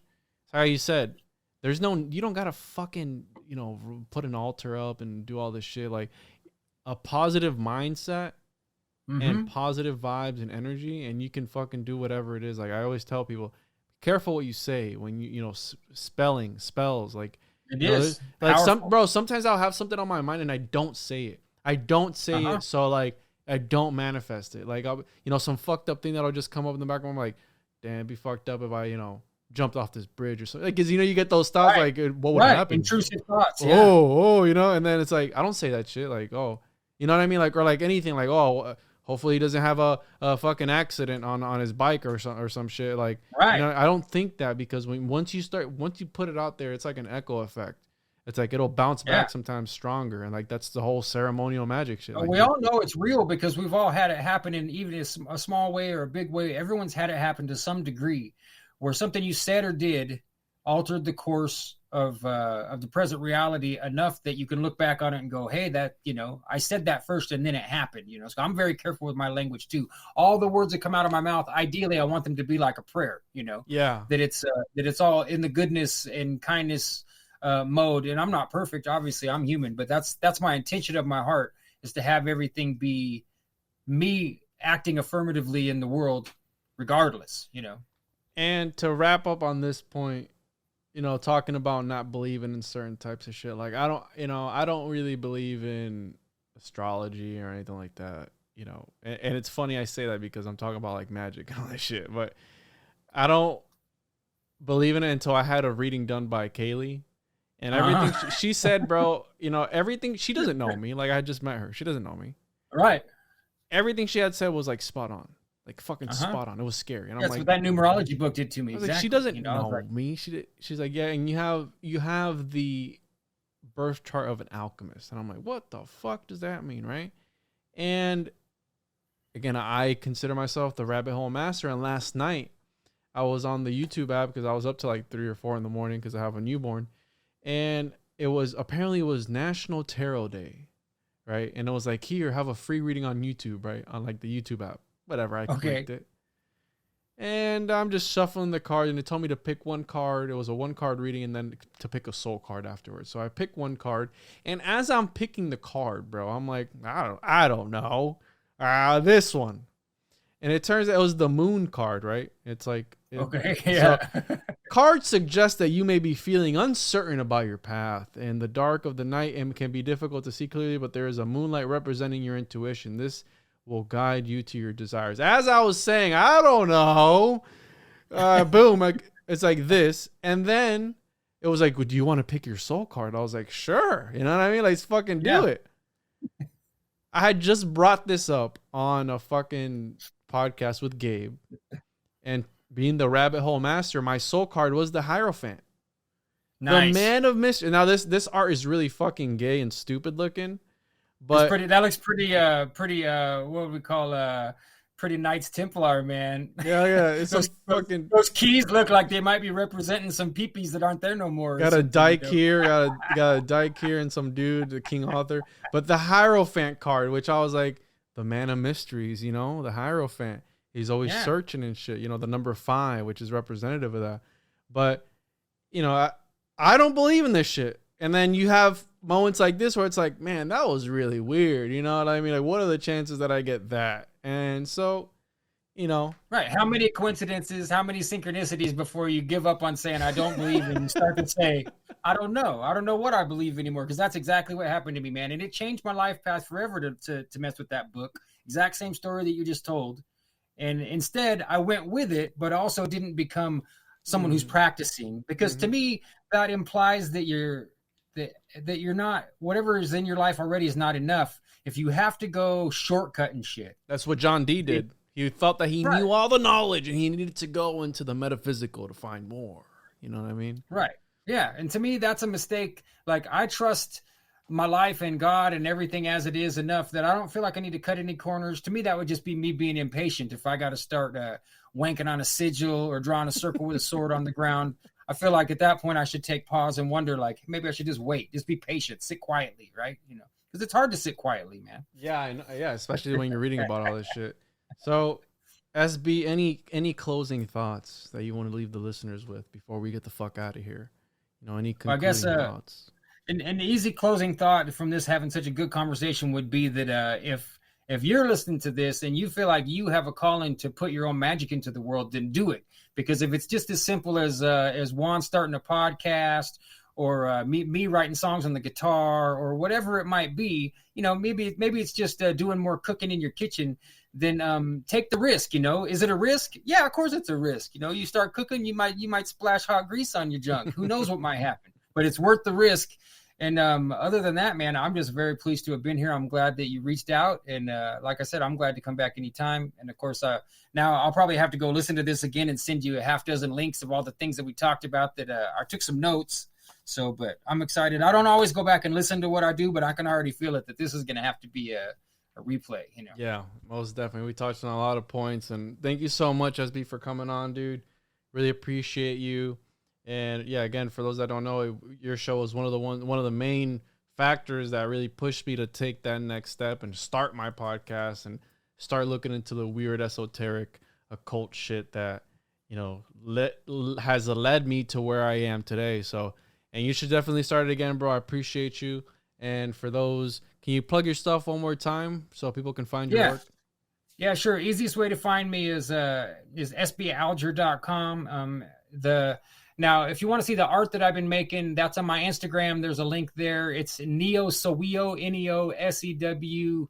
EO. A long story behind that silly name, but it's easiest to just go to my webpage. That's where you can find most of the art that I post on there, digital art that I make. There's some music on my YouTube and all the old Rx Only Picture Show episodes. There's a playlist called Remembering Tracy Twyman. If you go to my YouTube and go and to my playlist, now I got the most schizo playlist. I got like 100 playlists and they're all goofy as hell, like a bunch of weird shit. Because it was really just for me, right? But if you want to listen to the old Rx Only Picture Show episodes with Tracy, that's where they are, you know. And that's really it, man. I'm on Telegram. If you're on Telegram, hit me up. I'm a person that's glad to correspond with anybody. So if you heard this and you want to talk to me, you can just hit me with a message on Twitter or find me wherever. Send me an email. And if I don't hit you back, just hit me again because I get a lot of correspondence. So.